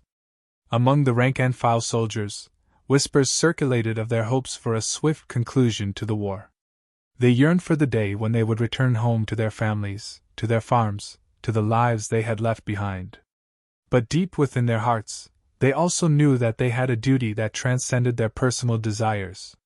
Their fight was not just for themselves, but for the future of the nation they were helping to create, a nation that would one day, they hoped, stand as a beacon of liberty and freedom to the rest of the world. As the cold night settled in and the soldiers huddled beneath their blankets, the uncertain future loomed over them. The war, still in its early stages, had already demanded so much.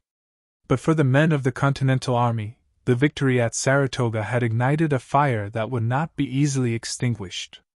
They had proven to themselves, and to the world, that they could stand up to the might of the British. And while the road ahead would be long and fraught with danger, they were ready. The battle had been won, but the war was far from over. And in that uncertain night, as the wind howled through the trees and the soldiers closed their eyes, they understood that they were part of something much greater than themselves. It was a cause that would carry them forward through the darkest nights, a cause that would one day define the world. Their struggle was not in vain, and as they drifted into sleep, their dreams were filled with the hope of a free and independent America. The morning sun broke through the heavy clouds that had gathered over the camp, casting pale rays upon the snow-covered ground. The cold was biting, but the promise of daylight brought with it a sense of urgency, an unspoken call to action that stirred the soldiers from their tents.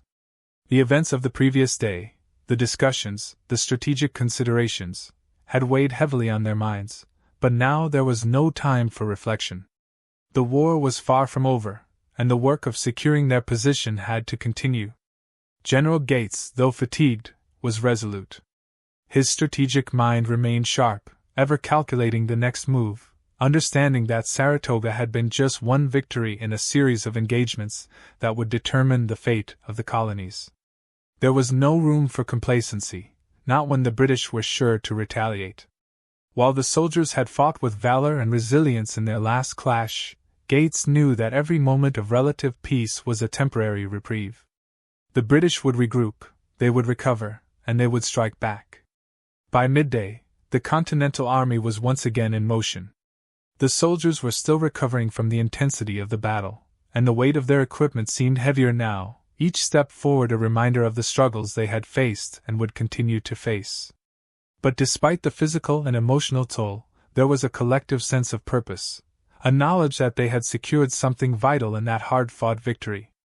The capture of British General John Burgoyne's forces had been an undeniable triumph, but there was a larger context, a greater significance that had yet to unfold.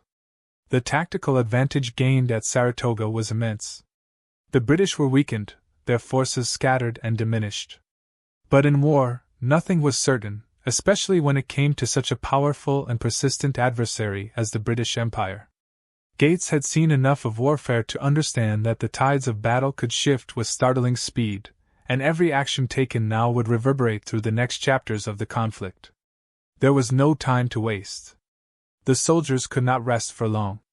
Inside his tent, Gates continued to pore over maps, his eyes tracing the routes and positions of the British forces. Despite the recent victory, the enemy remained a formidable force.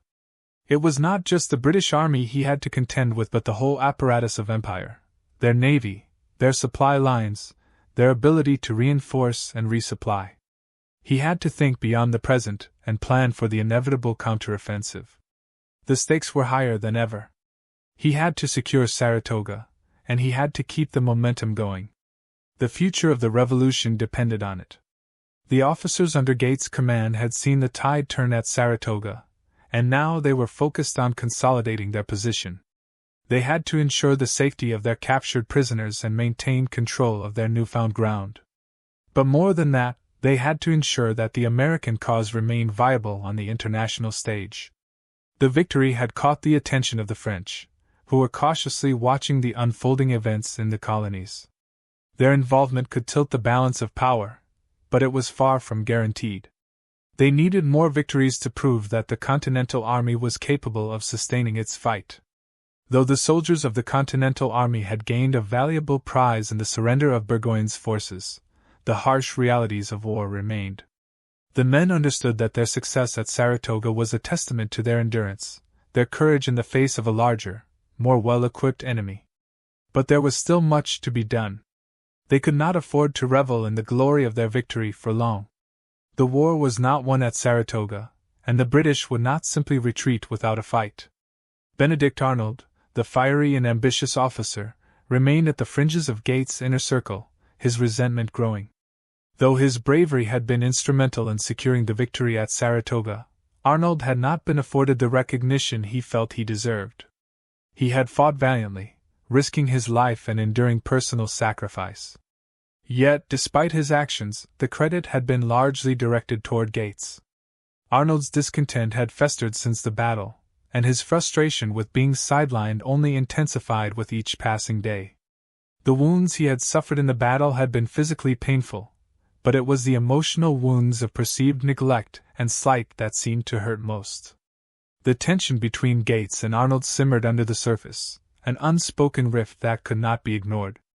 Arnold, though dedicated to the cause, had become increasingly agitated by what he saw as Gates' political maneuvering and the lack of recognition for his own contributions.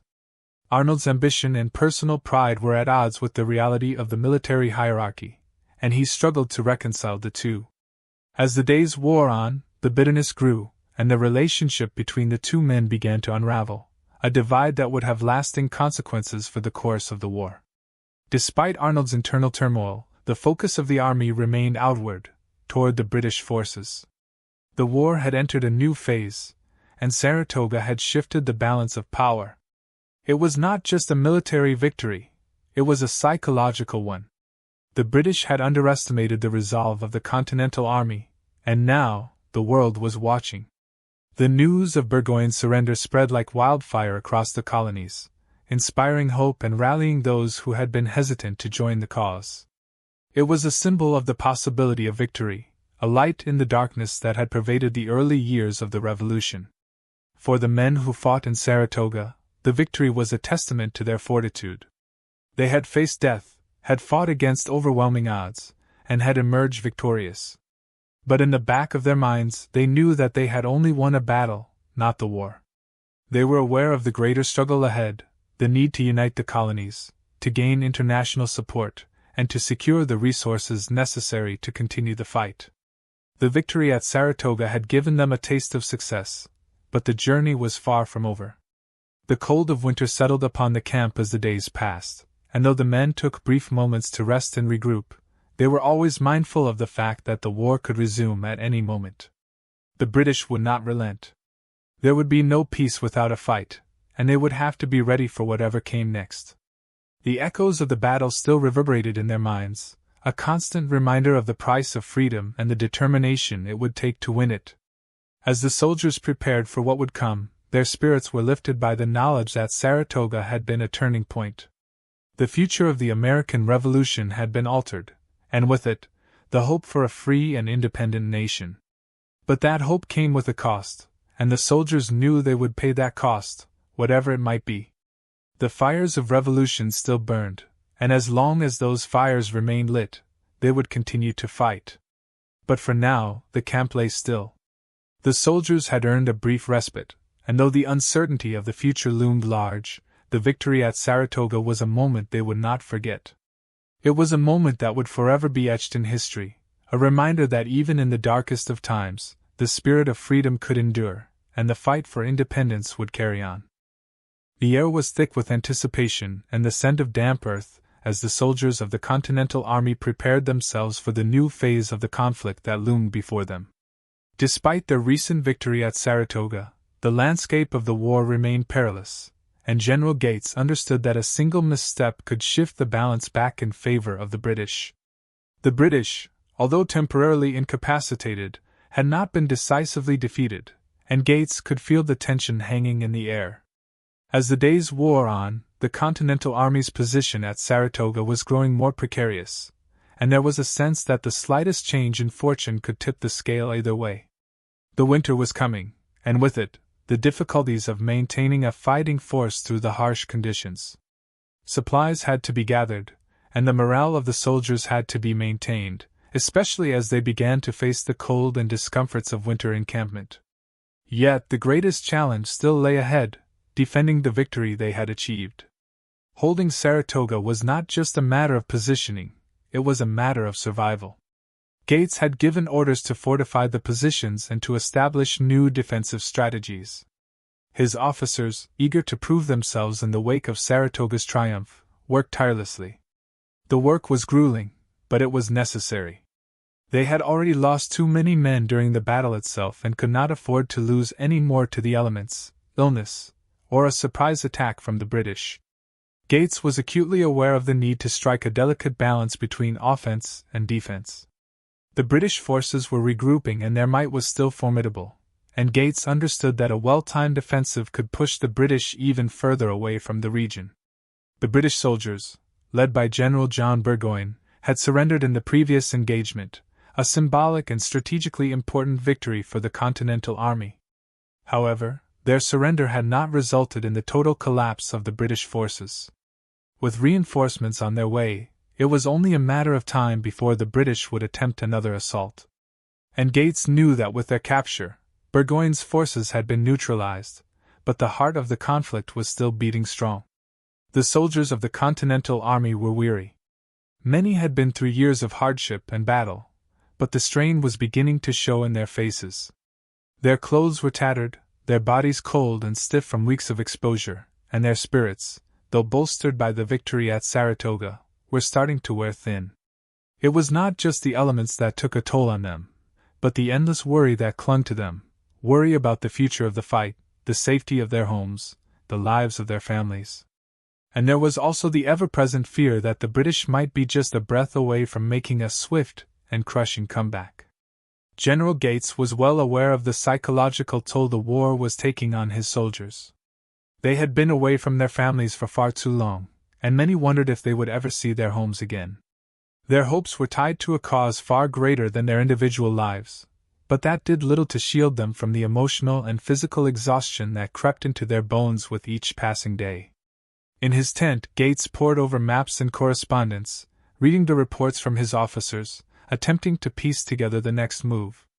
He was careful not to show the weight of the burden on his shoulders. His outward calm gave no hint to the intensity of the storm that raged inside. As much as he had accomplished, Gates was not a man who ever felt secure. Even after Saratoga, even after the surrender of the British forces, he understood that war was not won in a single moment. The war was a series of battles, each one feeding into the next, and victory was a continual struggle. For Gates, there was no luxury of complacency. Every decision he made had to be weighed carefully. The course of the war was still uncertain, and the winter would test the endurance of his men. It would test their resolve, their strength, and their loyalty to the cause. They could not afford to falter now, not when so much had been won. The possibility of French aid loomed on the horizon, but it was not yet secured. They had to be ready for whatever came next, whether it was another British offensive or the complications of dealing with their own soldiers' growing discontent. Benedict Arnold, ever the forceful personality within the Continental Army, continued to grow more disillusioned as the days passed. He had been a key figure in the battle at Saratoga, and his bravery had been instrumental in securing the American victory. But Arnold's ambitions had led him to believe that he should have been afforded more recognition. He had sacrificed much in the name of the Revolution, and yet he was being passed over by the higher-ups in favor of Gates, who had largely taken the credit for the victory. Arnold's resentment simmered beneath the surface, threatening to break into open conflict with his superiors. Though Arnold continued to serve in the Continental Army, his frustrations were becoming harder to ignore. His increasingly volatile relationship with Gates would have far-reaching consequences for both men. Gates, for his part, did not engage in direct confrontation with Arnold, but his actions, whether deliberate or not, had only deepened Arnold's sense of alienation. In the quiet moments when the army wasn't preparing for the inevitable British counterattack, Arnold would often be seen walking alone, his eyes brooding, his mind clearly far away from the camp. He was a man caught between his loyalty to the cause and his own ego, between his personal ambitions and his duty to the Revolution. The soldiers under Arnold's command were aware of the growing tension, though many did not understand the full scope of what was unfolding between their two generals. To them, Arnold remained a hero, a man who had led them through some of the toughest moments of the war. But to the officers and men at the highest level, Arnold's bitterness was a problem that could not be ignored. In the meantime, Gates' focus remained firmly on the strategic defense of Saratoga. The British forces had not yet given up on the region, and General Clinton, who had been operating in the south, was preparing to send reinforcements. Gates could not afford to be complacent. As much as the Continental Army had accomplished, there was still more to be done. The resources of the colonies were stretched thin, and there was a constant pressure to keep the men fed, clothed, and armed. Despite the winter hardships, morale remained relatively high in the ranks. They had fought, and they had won, but the sense of uncertainty never left them. They could not celebrate just yet. There was still much work ahead. Days turned to weeks, and the soldiers' endurance was tested further. The winter brought with it more than just freezing temperatures. It brought the challenge of maintaining cohesion, of keeping the soldiers from succumbing to fatigue and despair. The victory at Saratoga had been a beacon of hope, but it was also a reminder of the immense sacrifices that lay ahead. As the months continued to pass and the war dragged on, the soldiers clung to the memories of Saratoga. It was a time when they had come together, fought as one, and defeated a mighty adversary. But the future remained uncertain. The British were not a force to be underestimated, and Gates knew that every day that passed was one closer to the next confrontation. His job was not just to win battles, but to ensure that the American cause survived long enough to achieve ultimate victory. The stakes were higher now than ever before. The war was no longer just a fight for independence, it was a battle for survival, for the chance to create a new nation from the ashes of revolution. And for the soldiers of the Continental Army, every victory, every defeat, and every day they survived brought them closer to that distant dream of liberty. And so, they prepared. Even in the cold, even in the dark, they kept their eyes on the horizon. They had fought once, and they would fight again. There was no turning back now. The revolution had its moment at Saratoga, but the road ahead was long and fraught with uncertainty. Yet, as they stood together, they knew one thing with certainty: they were part of something greater than themselves. The American Revolution had just begun. As the days wore on, the crisp, biting air of winter began to settle more deeply over Saratoga. The once vibrant energy of the battlefield had faded into a more somber, reflective atmosphere. The soldiers of the Continental Army had done what had seemed impossible. They had forced the British to surrender. Yet with this victory came a new set of challenges. The capture of General Burgoyne and his forces had been a decisive blow to the British, but it was also a reminder of how much still lay ahead. Gates knew that while the victory at Saratoga was significant, the war was not yet won. The encampment, once filled with the sound of marching feet and the cries of men readying for battle, was quieter now. Soldiers went about their duties with a mix of relief and vigilance, their faces etched with the fatigue of months of conflict. The war had taken its toll, but there was a certain pride in their eyes now, a recognition that they had done something monumental. Still, it was hard to forget the toll the conflict had claimed. The bodies of fallen soldiers were still being buried in the frozen earth, their sacrifice a permanent marker of the brutality of war. General Gates spent long hours inside his tent, poring over reports from his officers, strategizing the next move. Despite the victory, there was no time to rest. Gates understood that the British would regroup, reassess, and retaliate. The war, after all, was far from over. While the American forces had scored a critical victory, it was imperative to maintain that momentum. The winter would be a trying time for everyone, but it could also serve as an opportunity to solidify their position, regroup, and plan for the battles that lay ahead. As Gates worked tirelessly, trying to anticipate the British response, a quiet unrest simmered beneath the surface. The tensions between him and his officers, particularly Benedict Arnold, had only grown since the victory at Saratoga. Arnold, whose bravery and leadership had been instrumental in the victory, had been overlooked for much of the credit. Gates, while admired for his strategic mind, had assumed the lion's share of the recognition, and Arnold's resentment festered. Arnold had always been a man of action, driven by ambition and a desire for recognition. His contributions to the American cause had been undeniable. He had led troops through some of the most harrowing moments of the conflict, but to Arnold, it was not enough to simply fight. He wanted to be recognized as one of the great leaders of the revolution. His discontent was not just with the perceived slight of his leadership during the battle, but with the way his reputation had been overshadowed by Gates.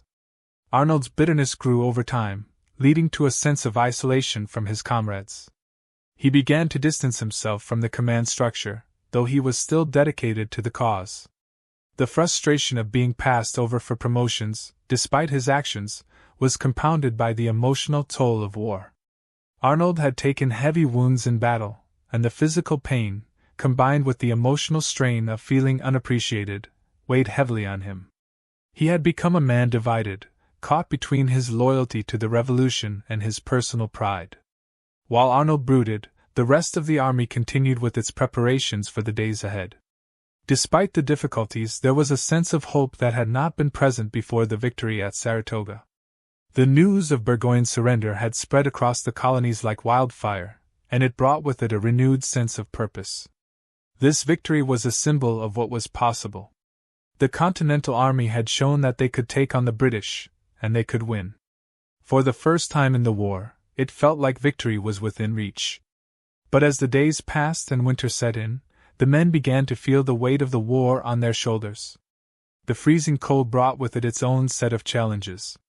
Men huddled together for warmth, their breath visible in the air as they trudged through the snow, working tirelessly to strengthen their defenses and care for the wounded. The rations were dwindling, and the days grew shorter, making it harder to maintain any sense of normalcy. Gates was aware of the challenges posed by the weather and the shortage of supplies. He knew that while they had won an important battle, there was still much to be done. The British had not yet been defeated, and the threat of another attack loomed. Clinton's forces, operating further south, could potentially come to reinforce Burgoyne, and Gates had to prepare for that possibility. The battle at Saratoga was a major setback for the British, but it was only one chapter in the larger conflict. The soldiers, too, understood this. They had tasted victory, but they were not naive enough to believe that it would be easy from here on out. They had seen the horrors of war, the suffering, the loss. Many had been fighting for years, enduring hardships that had aged them beyond their years. The weariness in their eyes was a reflection of the emotional toll the war had taken on them. In the midst of this weariness, there were those who looked toward the future. Men like Gates, who remained focused on the strategic considerations that would shape the outcome of the war. Gates had no time to relax, no time to enjoy the fruits of their victory. The British were still a formidable force, and the war was still far from over. While the victory at Saratoga had given the Continental Army a much-needed morale boost, it also served as a reminder of how much they still had to fight for. Arnold's anger, however, continued to simmer beneath the surface, an ever-present threat to the cohesion of the army. Gates, for all his strategic brilliance, could not ignore the tension within his own ranks. He knew that Arnold was not just a man of action, but also a man of ambition, and that ambition, when left unchecked, could be a dangerous thing. Gates had seen it before in other men, the way that resentment could fester, turning allies into enemies. And so, the tension between Arnold and Gates grew as the days wore on. Arnold's bitterness was no longer hidden, it was now an open wound, one that could no longer be ignored. The men under their command could feel it, too. The once united front of the Continental Army was beginning to show signs of strain. The victory at Saratoga had been hard-won, but it was also a precursor to even greater struggles ahead, struggles that would test the resolve of the men and the leadership of those at the top. For Gates, the challenges of command were not just strategic. They were personal. The weight of leadership was never easy to bear, especially when the loyalty of his officers was in question. The cold winter winds seemed to echo the growing divide within the ranks, the internal conflict threatening to spill over into something more dangerous. Gates could not afford to let this divide grow. His leadership depended on the unity of his officers, but more importantly, it depended on the trust of his soldiers. As winter tightened its grip on Saratoga, the army found itself caught between the cold and the looming threat of a British counterattack.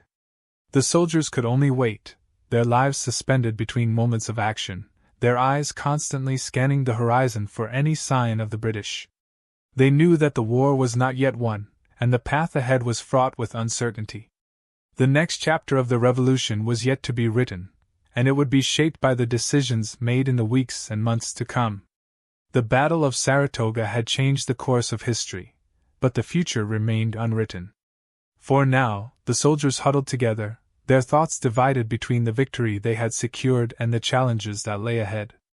The only certainty was that the war was far from over, and the revolution would continue, no matter the cost.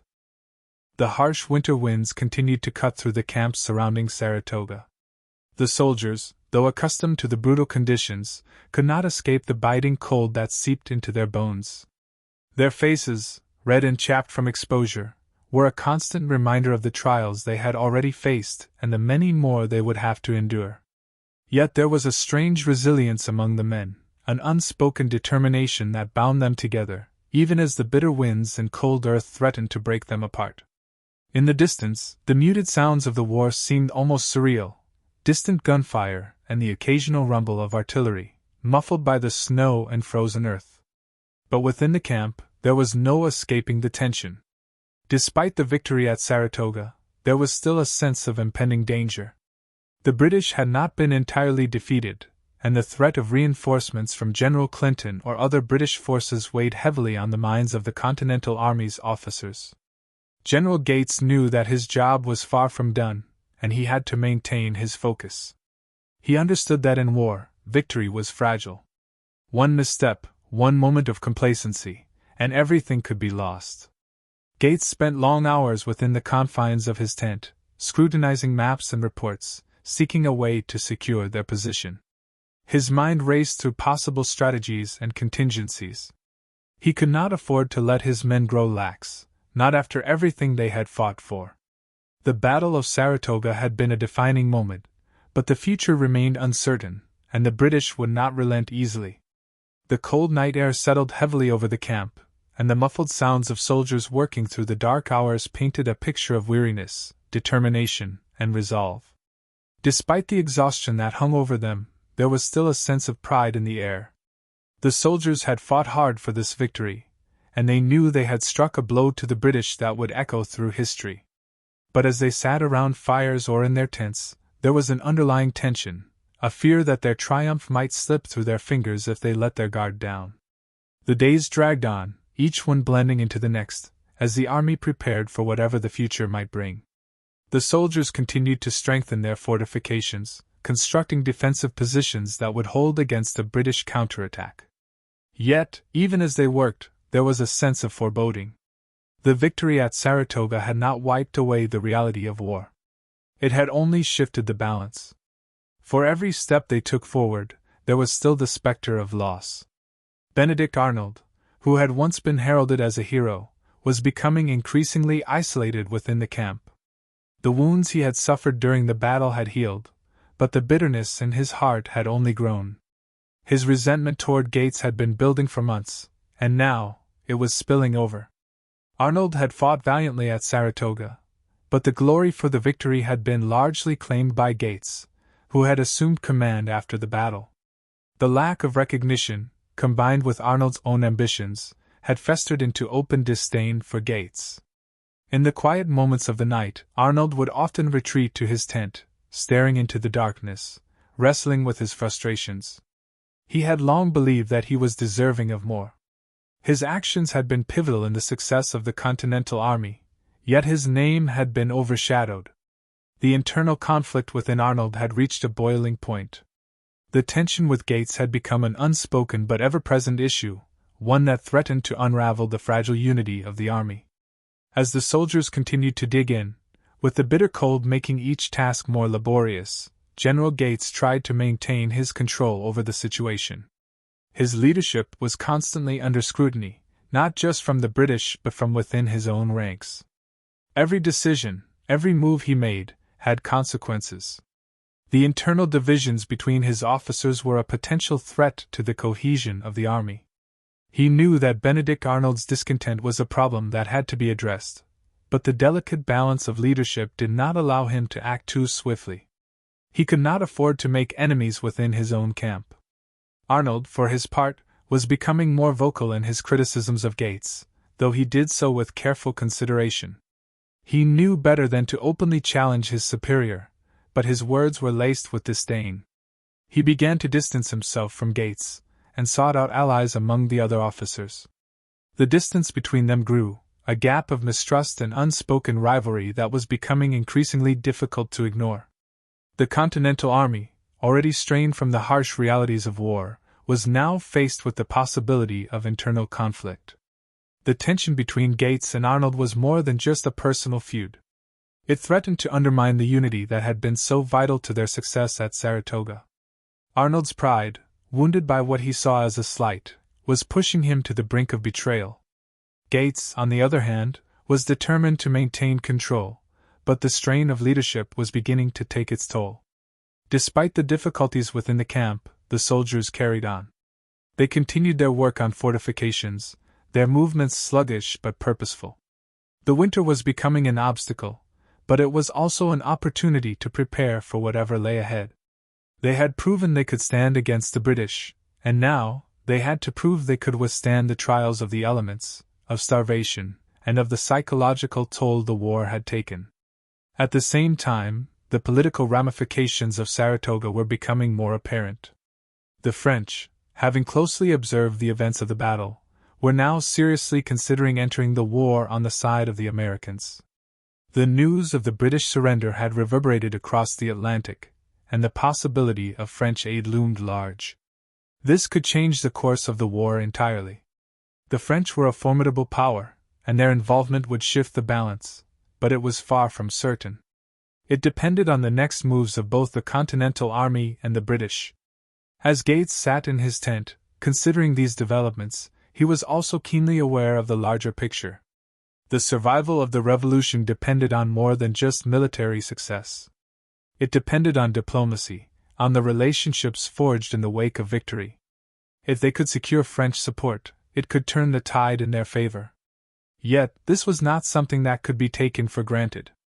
It was a delicate dance of negotiation and strategy, and Gates could not afford to ignore any detail, no matter how small. The winter nights continued to stretch on, and the Continental Army remained entrenched in Saratoga.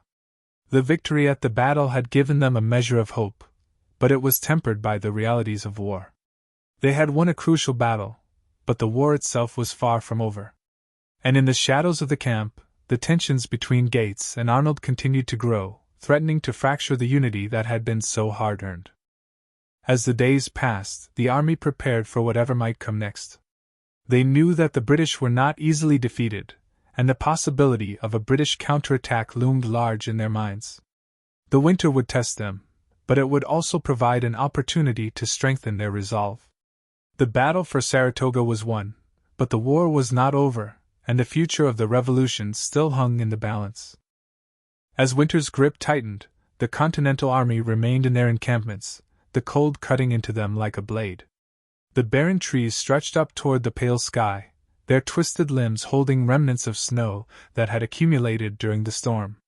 The landscape, now silent and lifeless, was a stark contrast to the lively scenes of battle and the fierce energy that had once surged through the soldiers during the Battle of Saratoga.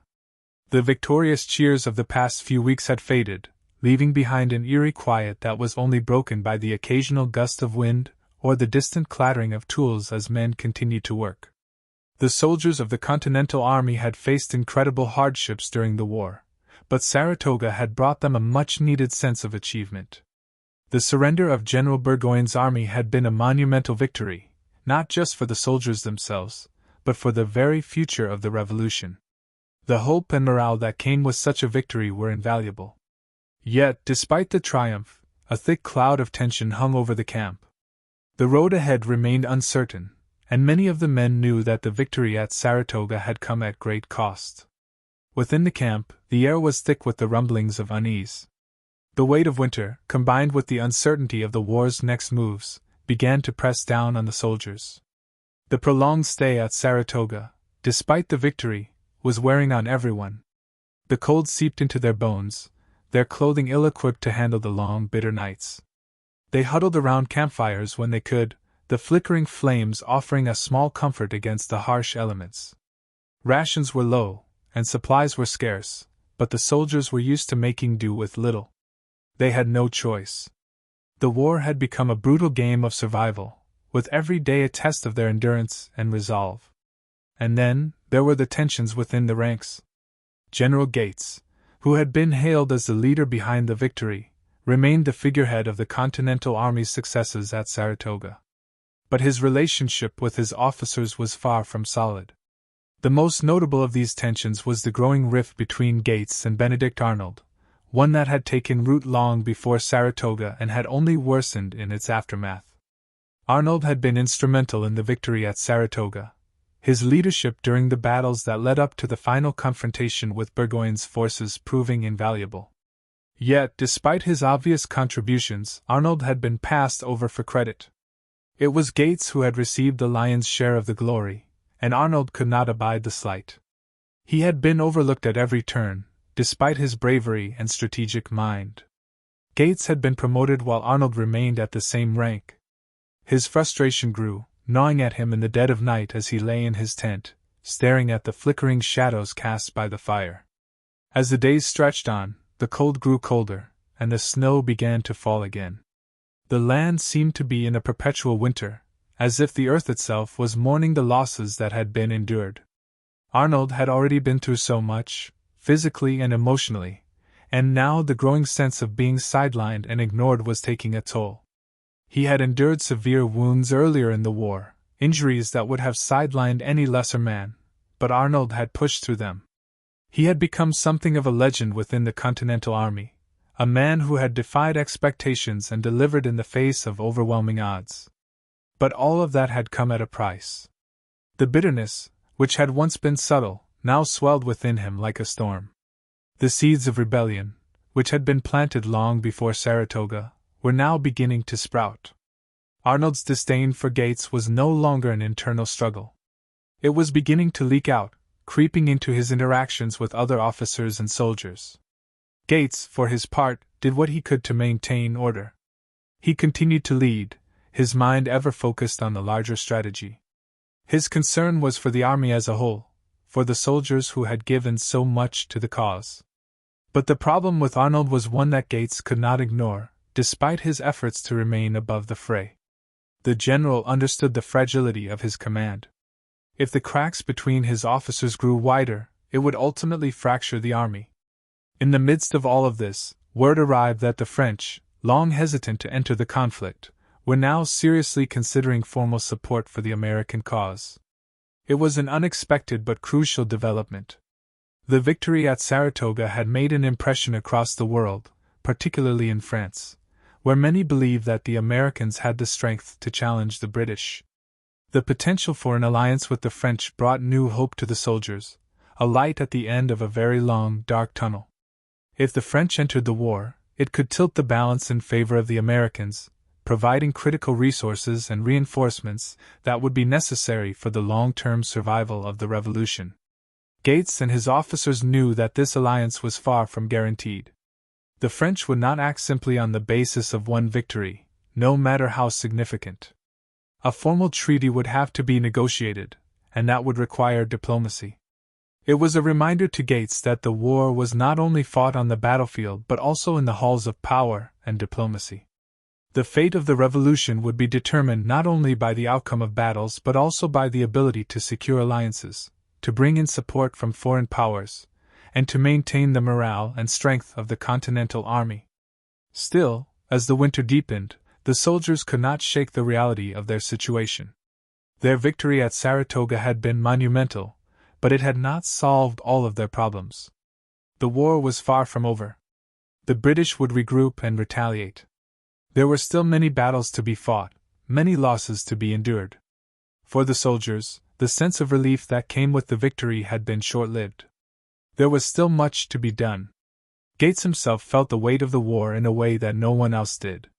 His leadership had been tested, not only by the battles themselves but by the constant strain of holding the army together. The tension with Arnold was but one of many issues that required his attention. The soldiers were weary, physically and emotionally exhausted, and morale was a delicate thing. He could not afford to let things slip. Every decision he made, every move he took, had consequences. In the quiet hours of the night, as the cold seeped in and the sounds of soldiers working on fortifications echoed through the camp, Gates found himself contemplating the future. The road ahead was fraught with challenges. The British were not yet defeated, and the revolution still hung in the balance. But there was a quiet resolve in his heart. Gates had come this far, and he would continue to fight, as would the men around him. They had won at Saratoga, but there was still much to do. The tension between Arnold and Gates would not be resolved in the immediate future. It would continue to simmer, an undercurrent of dissatisfaction that threatened to undermine the unity of the army. But for now, there was a larger goal at hand, keeping the army together and preparing for the challenges that lay ahead. The soldiers of the Continental Army would face more battles, more hardships, and more losses before the war would finally come to an end. Yet, in the heart of winter, amidst the cold and the quiet, there was a flicker of hope. They had done something no one thought possible. They had forced the British to surrender at Saratoga. The revolution was not over, but the American cause was alive, and that was a victory worth holding on to. The cold wind howled through the barren trees of Saratoga. the stillness of the camp broken only by the crackling of distant fires and the murmurs of soldiers trying to find warmth amidst the harsh winter. The once proud Continental Army, which had so fiercely fought the British at the Battle of Saratoga, now found itself in a precarious position, stuck between the memory of a great victory and the looming uncertainty of what lay ahead. The shadow of winter hung heavy over them, and though the battle had been won, the war was far from over. It was a bitter reality that both the soldiers and their commanders could not escape. The heavy snow continued to blanket the earth, suffocating the sounds of war, muting the turmoil of battle into an uneasy silence. The soldiers were worn down by the constant barrage of winter's chill and the fatigue of having fought so many battles. Though the victory at Saratoga had given them a sense of pride, it had come at a cost. The men were freezing, hungry, and exhausted, with many in need of proper medical care. The luxury of peace was a distant dream, one that they could barely hope for. General Gates stood in his tent, a large map of the area spread out before him. He traced the lines of battle, the movements of his troops, and the strategies that had led to the success at Saratoga. His fingers hovered over the various marked locations, each one reminding him of the close calls, the moments where victory had almost slipped from their grasp. It was an uncomfortable feeling, the realization that, despite their triumph, they were still vulnerable. The British had not yet been fully defeated, and though Burgoyne's army had surrendered, the war had not yet come to a close. There was still so much left to be done, and General Gates knew that he could not afford to rest. The tension in the camp was palpable. Gates, despite the outward air of control and composure, felt the weight of command pressing down on him more than ever before. There were murmurs among the officers about the future of the army, about the delicate balance of power within the Continental forces. The victory at Saratoga had lifted their spirits, but it had also revealed cracks within their leadership structure. Benedict Arnold, the man who had fought so fiercely at Saratoga, had begun to make his discontent known. The pride of the men who had fought with him was undeniable, but there was no escaping the rift between Arnold and Gates. Arnold had been a key figure in the victory, yet it was Gates who had taken the credit, and it was Gates who had been lauded by Congress for his leadership. It was a slight that Arnold could not, and would not, ignore. The bitterness had grown in him for months, and now, after the victory at Saratoga, it had turned into an all-consuming resentment. He had fought hard, bled for the cause, and yet his efforts had been dismissed. Gates, it seemed, had taken the credit and the glory, leaving Arnold with nothing but his wounded pride. But it was not just Arnold's resentment that weighed heavily on Gates's mind. He knew that if the army was to stand any chance of defeating the British, they had to remain unified. The soldiers looked to their commanders for leadership, and any sign of division would give the British a chance to exploit their weaknesses. The army was already stretched thin, and the discontent brewing within the ranks was a threat that could undo everything they had worked for. The men had already been through so much, and the last thing Gates could afford was for internal conflict to tear them apart. Gates paced back and forth in his tent, his mind racing through the various issues that loomed before him.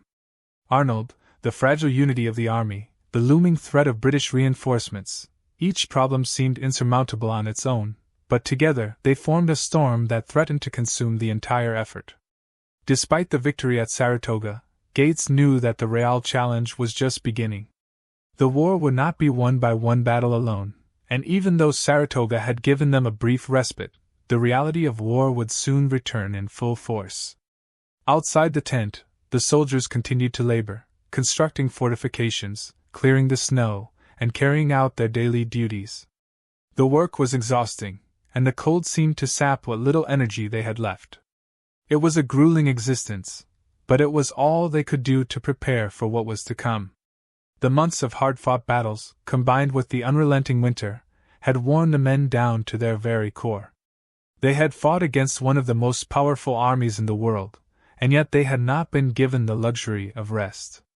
The war was not over, and every day spent in Saratoga was a day that could be the calm before the storm. The rumblings of dissent were becoming harder to ignore. Arnold, once the pride of the Continental Army, had become an increasingly vocal critic of Gates's leadership. His grievances were no longer subtle whispers in the dark corners of the camp. He had begun to openly challenge Gates's authority, questioning decisions, undermining the general in private, and seeking the support of other officers. Gates, ever the tactician, knew that this was a threat to the unity of the army. If Arnold was allowed to continue, it could fracture the command structure, and in a war as fragile as this one, any division could be disastrous. Gates had already taken steps to address the situation, trying to maintain a calm and collected front. He had spoken to Arnold privately, attempting to address the growing tension, but Arnold had refused to relent. It had become clear that the relationship between the two men was beyond repair. Arnold's resentment had turned into something deeper, something more dangerous. It was no longer about recognition, it was about pride, honor, and the recognition of his worth. Arnold had earned his place among the top officers of the Continental Army, but Gates had become the symbol of the victory at Saratoga. In Arnold's eyes, it was an insult. As the winter marched on, the situation became increasingly dire. Supplies were running low, and food was becoming scarce. The soldiers were becoming more disillusioned, and morale was starting to falter. They had fought so hard, but now they were trapped in the grip of winter, with no clear way forward. The war had taken a heavy toll on them, both physically and mentally. The promise of victory was growing more distant with each passing day, and the harsh realities of their situation were closing in. In the midst of it all, General Gates tried to hold the line. He had no choice but to lead, no matter the cost. But the challenge was no longer just about strategy and tactics. It was about keeping the army together. The officers, the soldiers, even the men who had fought beside him, all of them had to be kept unified. It was a delicate balancing act, and one that Gates could not afford to fail. The roads ahead were uncertain. The winter would continue, the British would regroup, and Arnold's dissent would continue to simmer beneath the surface. The revolution was not won at Saratoga. It had only just begun, and the storm clouds of war gathered on the horizon, as the soldiers and their commanders braced themselves for the next battle. It would not be easy, and the cost would be great, but they had no choice. The revolution, for better or for worse, had to continue. The bitter chill of the early winter mornings had begun to cut through the once vibrant landscape of Saratoga. Where green fields had once spread across the valley, now only the bare skeletons of trees remained, their branches stripped by the merciless winds. The snow, though not yet heavy, seemed to hover in the air, a constant reminder that winter had come. The soldiers, no strangers to suffering, had dug in their heels, creating makeshift shelters and firing lines, while their spirits began to wane in the face of the new season's onslaught. There had been moments of triumph, moments of hope, but these were fleeting, washed away by the weight of war that seemed to stretch on endlessly before them. Their victory at Saratoga had been nothing short of miraculous, but the aftermath was proving far more challenging than any of them had expected. The British, though defeated, were still present in the surrounding areas. The Americans, weary and cold, were now tasked with holding the ground they had won. Inside the camp, soldiers bundled up in their ragged coats, huddling around small fires to warm their hands and feet. The food was sparse, and their morale was low. The previous successes that had fueled their spirits seemed a distant memory as each day passed. They were trapped in a land where the cold and the uncertainty of the future seemed to freeze time itself. General Gates, ever the strategist, was not immune to the pressure mounting on him. He sat in his quarters, looking over the map spread before him. It had once seemed so clear, the road to victory lay through unyielding perseverance and a united army. But now, it was all clouded with doubt. The friction between him and Benedict Arnold had become more evident with every passing day. Arnold, once a trusted officer, had been passed over for the glory of victory, with Gates receiving the majority of the credit. It was a slight Arnold could not ignore, and one that had fostered deep resentment. As Gates stared at the map, his mind drifted back to those tense moments when the army had crossed paths with the British forces. The tension, the fears, and the growing frustration of soldiers who had fought tirelessly only to be met with more challenges. He knew that despite the victory at Saratoga, the war was far from over, and that the next steps would require more than just military strength, they would require unity. Yet, with Arnold's growing dissatisfaction, that unity was slipping away. The fire crackled in the hearth behind him, and the occasional shout from outside, orders being barked to soldiers on patrol, reminded him of the pressure that came with leadership. Gates was fully aware that the success of the revolution was now tied to every decision he made. Each step forward had to be calculated, every soldier's needs considered, and each strategy devised with precision. The British were wounded, yes, but they were far from broken. And so Gates' mind raced, plotting the next steps for his army, his soldiers, and the future of the revolution. The tension was not limited to Gates and Arnold alone. Other officers in the camp were beginning to question the path forward. The officers had seen the leadership qualities of Benedict Arnold, and they could not ignore the fact that he had been instrumental in the battle.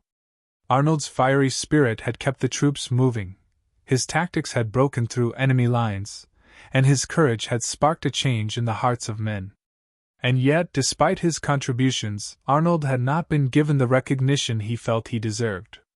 His treatment by Gates was seen by many as an injustice.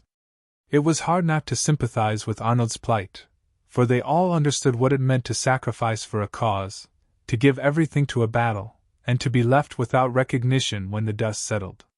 But there was more at play than just personal grievances.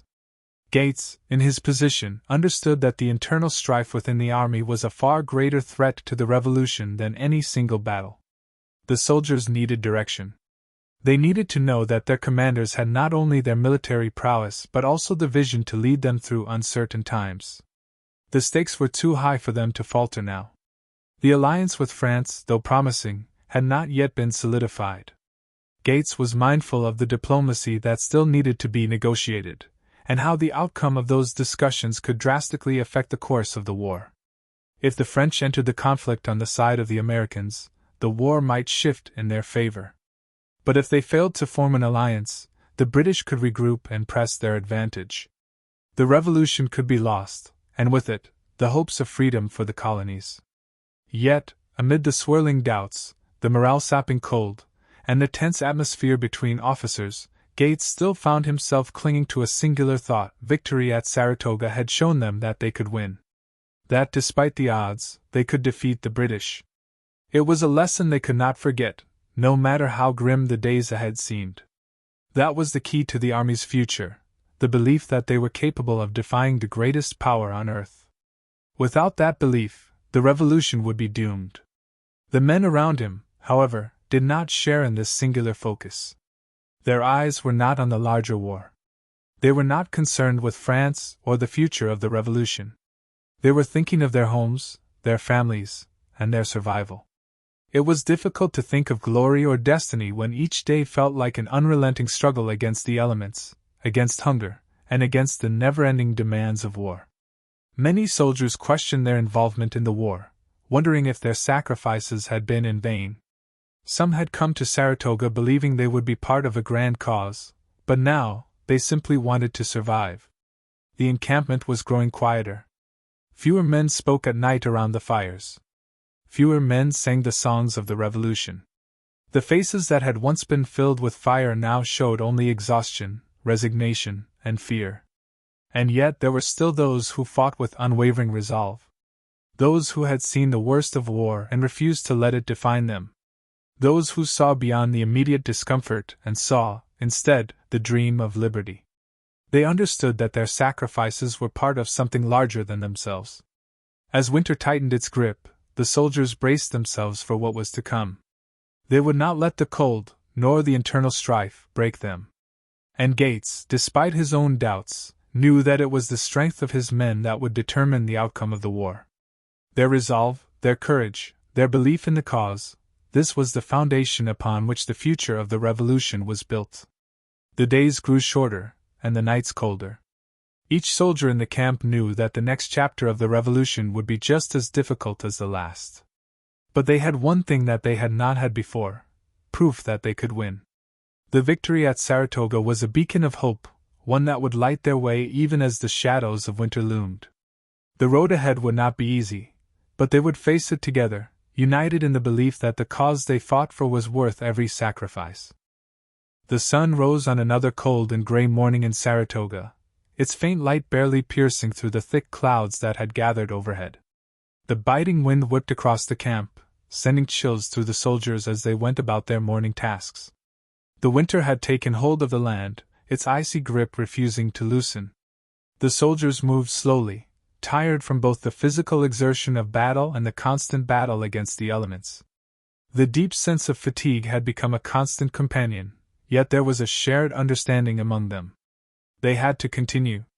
For many, Saratoga had been their moment of triumph, the battle that had seemed to shift the tide of war. But now, the weight of their victory felt heavier with every passing day. They were isolated in the frozen wilderness, uncertain of the future, and surrounded by a battlefield that seemed as cold as the winter itself. The promise of victory had come at a great cost, and now they faced a more insidious challenge, sustaining their resolve in the face of adversity that could not be easily overcome. Benedict Arnold, still nursing his pride and resentment, walked through the camp, his figure hunched against the cold.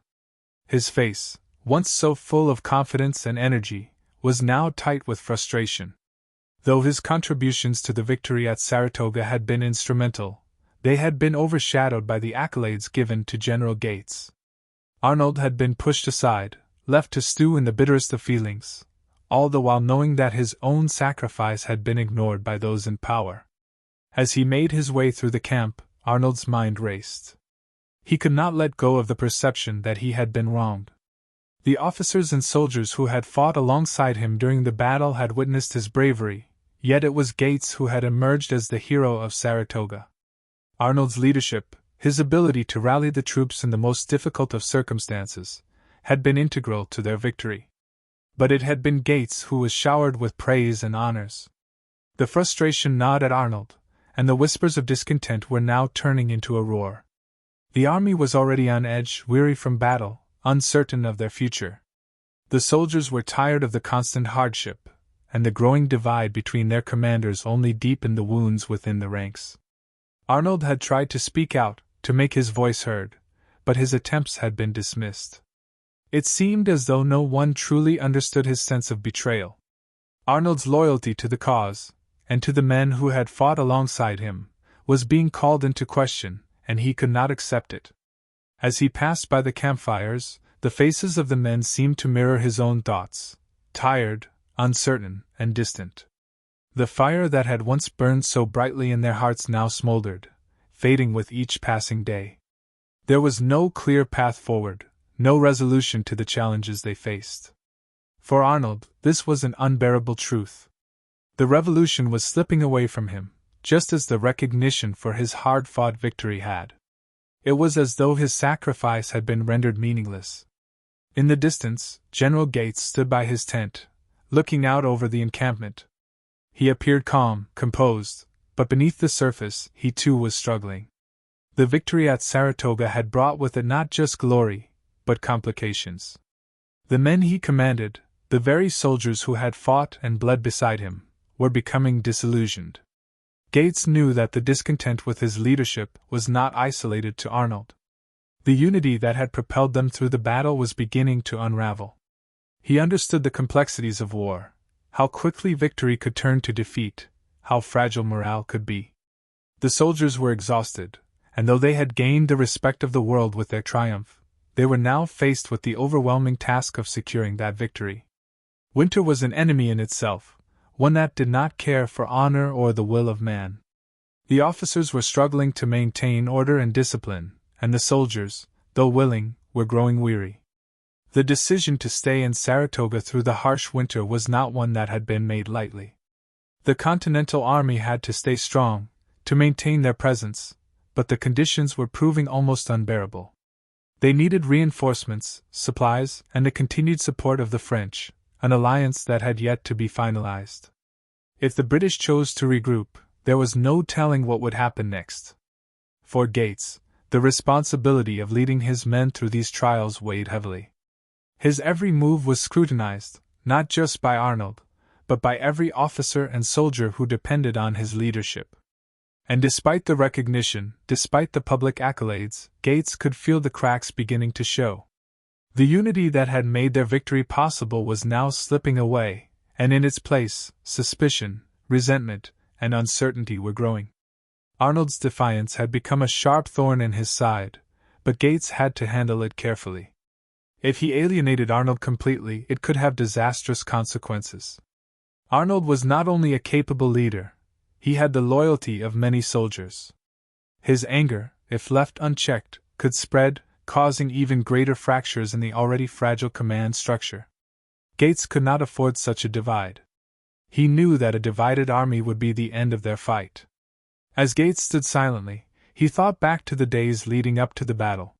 He remembered the long marches, the tense moments when the fate of the army seemed uncertain. And yet, through sheer determination and the will to survive, they had won. But now, standing amidst the ashes of that victory, he questioned whether it had been worth it. The battle had been won, but the war was far from over. The next steps were unclear, and the costs of the revolution continued to grow. The army, despite their previous victories, was faltering. The officers were divided. The soldiers were tired. The winter had set in, and there were still no guarantees of reinforcements. And, in the midst of it all, Gates had to hold the line. He had to maintain the illusion of unity, of control, despite everything crumbling beneath him. But inside, he could feel the cracks deepening, the pressure mounting. The rumbling of distant artillery in the background signaled that the British were not finished with them yet. The battle had not ended at Saratoga. It had only paused. And though the surrender of Burgoyne had been a decisive blow, the war was still raging on. There was still so much more to do, so many more lives to be risked. Gates understood this more than anyone. It was not just about winning battles, it was about holding the army together, keeping the cause alive. Every day, every decision, was part of a larger struggle. Arnold, in his anger and frustration, was just one part of a much bigger problem. Gates had to ensure that the army remained cohesive, that the men knew they were fighting for something greater than just individual recognition. They were fighting for a future, for liberty, for a world where they were no longer subjects to a crown. But how could he expect them to fight for that vision if they were divided? As the bitter winter winds whipped through the encampment, the atmosphere in the heart of the Continental Army's camp at Saratoga was one of uneasy anticipation. The men, who had fought and bled for their cause just a few months earlier, were now caught in the thick of a war that showed no signs of ending. Despite their remarkable victory over the British forces under General Burgoyne, the long days of winter had brought with them more than just the chill of the season. There was a growing tension in the air, a sense that the revolution, fragile as it was, could still crumble under the weight of too many pressures. General Gates, now the commander-in-chief of the American forces in the Northern Theater, walked among the soldiers, his boots crunching on the frozen ground. His face was hardened by the endless responsibilities and decisions that weighed heavily on him. Despite the victory, he knew that the greatest challenge lay not in defeating the British, but in maintaining the fragile unity of his army. The mood in the camp was grim. Soldiers who had once been filled with a fervor for the cause now seemed to be consumed by the endless hardships of war.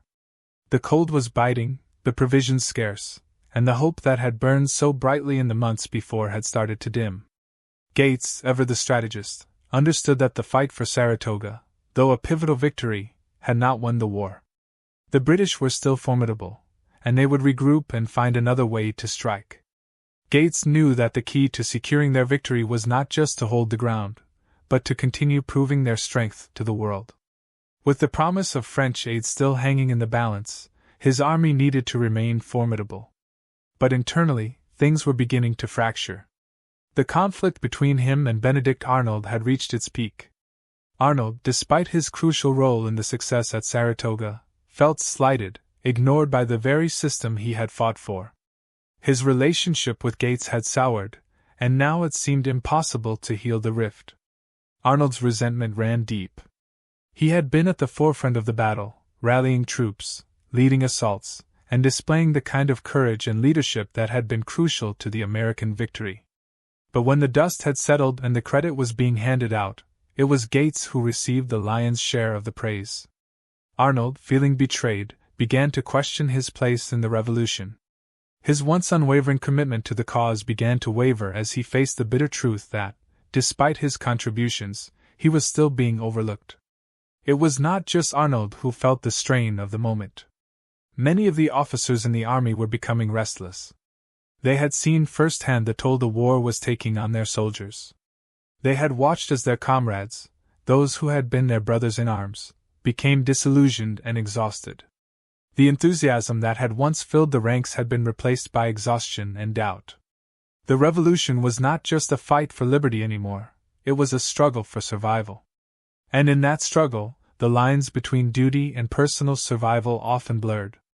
Despite this, Gates could not afford to let the cracks within the army widen further. The stakes were too high. French support, still uncertain, would be a game-changer for the Continental Army, but only if the army remained united and able to continue fighting. The British, though defeated at Saratoga, would undoubtedly try again. They could regroup, and they could attack. Gates knew that. And even if they did not immediately regroup, there was still the threat of a war that could drag on for years. He needed to hold the army together, even as he knew that unity was slipping through his fingers. The soldiers themselves were caught in a constant battle of their own. The cold had become more than just an inconvenience, it had become a life-threatening force. Frostbite was rampant, and many soldiers suffered from it in silence, their bodies unable to withstand the harsh conditions. The food was scarce, and the soldiers' bellies rumbled with hunger. The army had won a crucial victory, but they were still trapped in a foreign land, far from home, and uncertain of what the future held. Gates knew he could not allow this suffering to go on unchecked. The soldiers needed to see that their sacrifices were not in vain. They needed to see that they were still fighting for something greater than just survival. The dream of liberty, the hope for a new nation, was still alive. But it was up to Gates to remind them of that, to reinvigorate their belief in the cause. They had fought once before, and they could do it again. Gates stood by a fire as he watched his men huddle around, trying to stay warm. He knew that the coming weeks would be a test of their resolve. The winter would not relent, but they could not afford to let it defeat them. The war was far from over, and every victory, no matter how small, would bring them one step closer to the future they dreamed of. Arnold, still fuming with anger, watched from a distance. He had been sidelined, his actions dismissed, and he could feel the bitterness of it all eating away at him. He had fought for the cause with everything he had, but in the eyes of Gates, he was just another soldier. It was a slap in the face that he could not easily forgive. And as he stood there, watching Gates stand tall, Arnold's mind began to turn with plans of his own. Perhaps it was time to stop fighting for the Continental Army, to stop fighting for Gates, and to take matters into his own hands. He would not be overlooked again. The thought of betrayal, of defection, began to creep into Arnold's mind. He could feel the power within him, the drive to take control of his destiny. He had already given so much to the revolution, but now he wondered if it was worth it. Was the price of loyalty too high? Would the future he had sacrificed for truly be worth the sacrifices he had made? His eyes hardened as he made up his mind. The time for waiting was over. In the days that followed, the tension continued to build. Gates tried to keep his focus, to keep the army together, but it was clear that the wounds of division were deep. The soldiers, despite their efforts, could not ignore the tensions between their leaders. The army, which had once seemed invincible in its unity, now appeared fractured, caught between the challenges of war and the struggles of leadership. And as winter descended fully upon Saratoga, it became evident that the war was not simply about military victories. It was about the ability to hold together a fragile alliance, to sustain the dream of a nation that was still in its infancy. The fight for independence was far from over, and the greatest challenge of all was just beginning. The British were not gone. They were regrouping. But the more immediate threat was not from the enemy outside the camp, it was from within. The battle for Saratoga was not the end of the war, it was only the beginning of a long and difficult struggle for the future of a nation. And as Gates stood in the snow, watching his men endure, he knew that the road ahead would not be easy. The challenges would only grow more difficult. The battle for freedom would continue, and the outcome was uncertain. But the soldiers of the Continental Army had shown once more that they were not easily defeated. They had won Saratoga. They could win again. The fate of the revolution hung in the balance, suspended between the past victory at Saratoga and the unknown future that loomed ahead. The question was no longer just about who would lead. It was about whether the army could hold itself together in the face of all the pressures and challenges it now faced. And perhaps most of all, it was about whether the dream of independence was worth the sacrifices they were all being asked to make. The soldiers, despite their weariness, remained hopeful. The hope of a new nation, of liberty and independence, burned in their hearts. It was that hope that would carry them through the cold winter, through the discontent and uncertainty, through the fractures in leadership, and into the next chapter of the revolution. They had fought too hard to give up now. The war was far from over, but neither was their resolve. The ground at Saratoga was still saturated with the memories of the battle fought months ago, yet the air had not cleared. It was a complex atmosphere that had settled across the Continental Army's camp. The victory was significant, but it did not bring the peace they longed for. Instead, it amplified the looming tensions, the internal and external pressures that began to unravel the very fabric of their unity. By late winter, the news of the triumph over Burgoyne's forces had spread far and wide. To many it symbolized hope. But to those entrenched in the bitter struggles of daily life in the camp, the victory seemed to come with a weight they were barely able to carry. The men's physical exhaustion was etched into their faces, each of them worn down by the relentless cold, the scarcity of food, and the diseases that plagued the camp. Despite their triumph, morale was brittle, hanging on the edge of despair. The weather had not made it any easier. The harsh winter dragged on as the men huddled beneath tents and makeshift shelters, their spirits eroded by months of unrelenting hardship. It seemed that every step forward was accompanied by 2 steps back. General Gates, the commander of the Northern Army, stood near his tent, his coat tightly wrapped around him to ward off the frigid air. His mind was elsewhere, but his gaze was fixed on the soldiers who were struggling with the weight of it all. It was easy to forget that these were not just men who had come from different walks of life to fight for a nation yet to be born. These were young, exhausted, vulnerable human beings who had been pushed to the brink. In the wake of their greatest success, they were growing weary. Gates had already faced challenges. While the victory over Burgoyne's army had been a significant turning point in the war, it had not secured an end to the conflict. News of the victory had reached the halls of power in Europe, but it had not yet translated into the tangible support that the American cause so desperately needed. The French were still hesitant. Though some signs of support were visible, letters, the quiet discussions between diplomats, there was no clear indication that they would come to America's aid anytime soon. The looming shadow of doubt settled into the hearts of those who were trying to stay optimistic. The challenge of maintaining morale wasn't just confined to the soldiers. Even the officers were beginning to show cracks in their resolve. General Gates himself had been under immense pressure ever since the victory. He had received praise from the Continental Congress, but with that praise had come expectations of a swift resolution to the war, of rapid progress towards securing independence. But Gates, more than most, knew that a single battle could not define the course of the war. The British were not defeated, they were regrouping, and they would strike again. And so the cycle continued. As Gates walked through the camp, he passed by rows of men who appeared less like warriors and more like ghosts, their faces gaunt and their bodies frail. Every conversation seemed to circle around the same thing: the need for supplies, the promise of reinforcements, the hope for better days. Among the soldiers, the talk of what came next was filled with uncertainty. They had fought hard to win Saratoga, but they were no closer to seeing the end of the war. And while Gates continued to manage the practicalities of command, there was still the growing tension between the officers that threatened to spill over. General Benedict Arnold, once lauded as a hero of Saratoga, had become a symbol of frustration and disillusionment for many of the soldiers. He had fought valiantly, displaying extraordinary courage and leadership in the battle, but when the time came to reward him, it was Gates who had received much of the credit. Arnold had not been named as the commander of the forces at Saratoga, despite his pivotal role in the battle. He had been sidelined, and this disregard, this failure to acknowledge his contributions, had driven a wedge between him and Gates. Arnold's resentment had become a toxic presence, lingering in the air like the winter chill, a reminder of the fractured bonds within the ranks. As the days dragged on, the tension between Gates and Arnold grew more pronounced. The issue of leadership had become a sore spot, with each man feeling slighted by the other. Arnold felt that his sacrifices, his leadership, and his bravery had been overshadowed, and that the victory he had helped achieve was being diminished.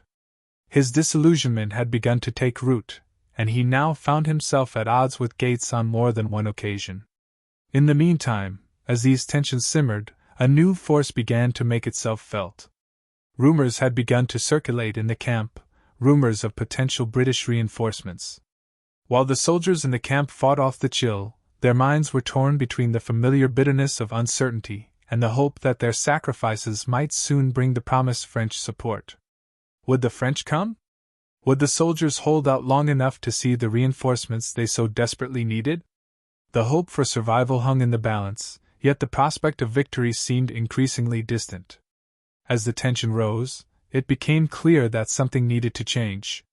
The Battle for Saratoga, the victory that should have been the crowning moment of the Continental Army's northern campaign, was now a distant memory.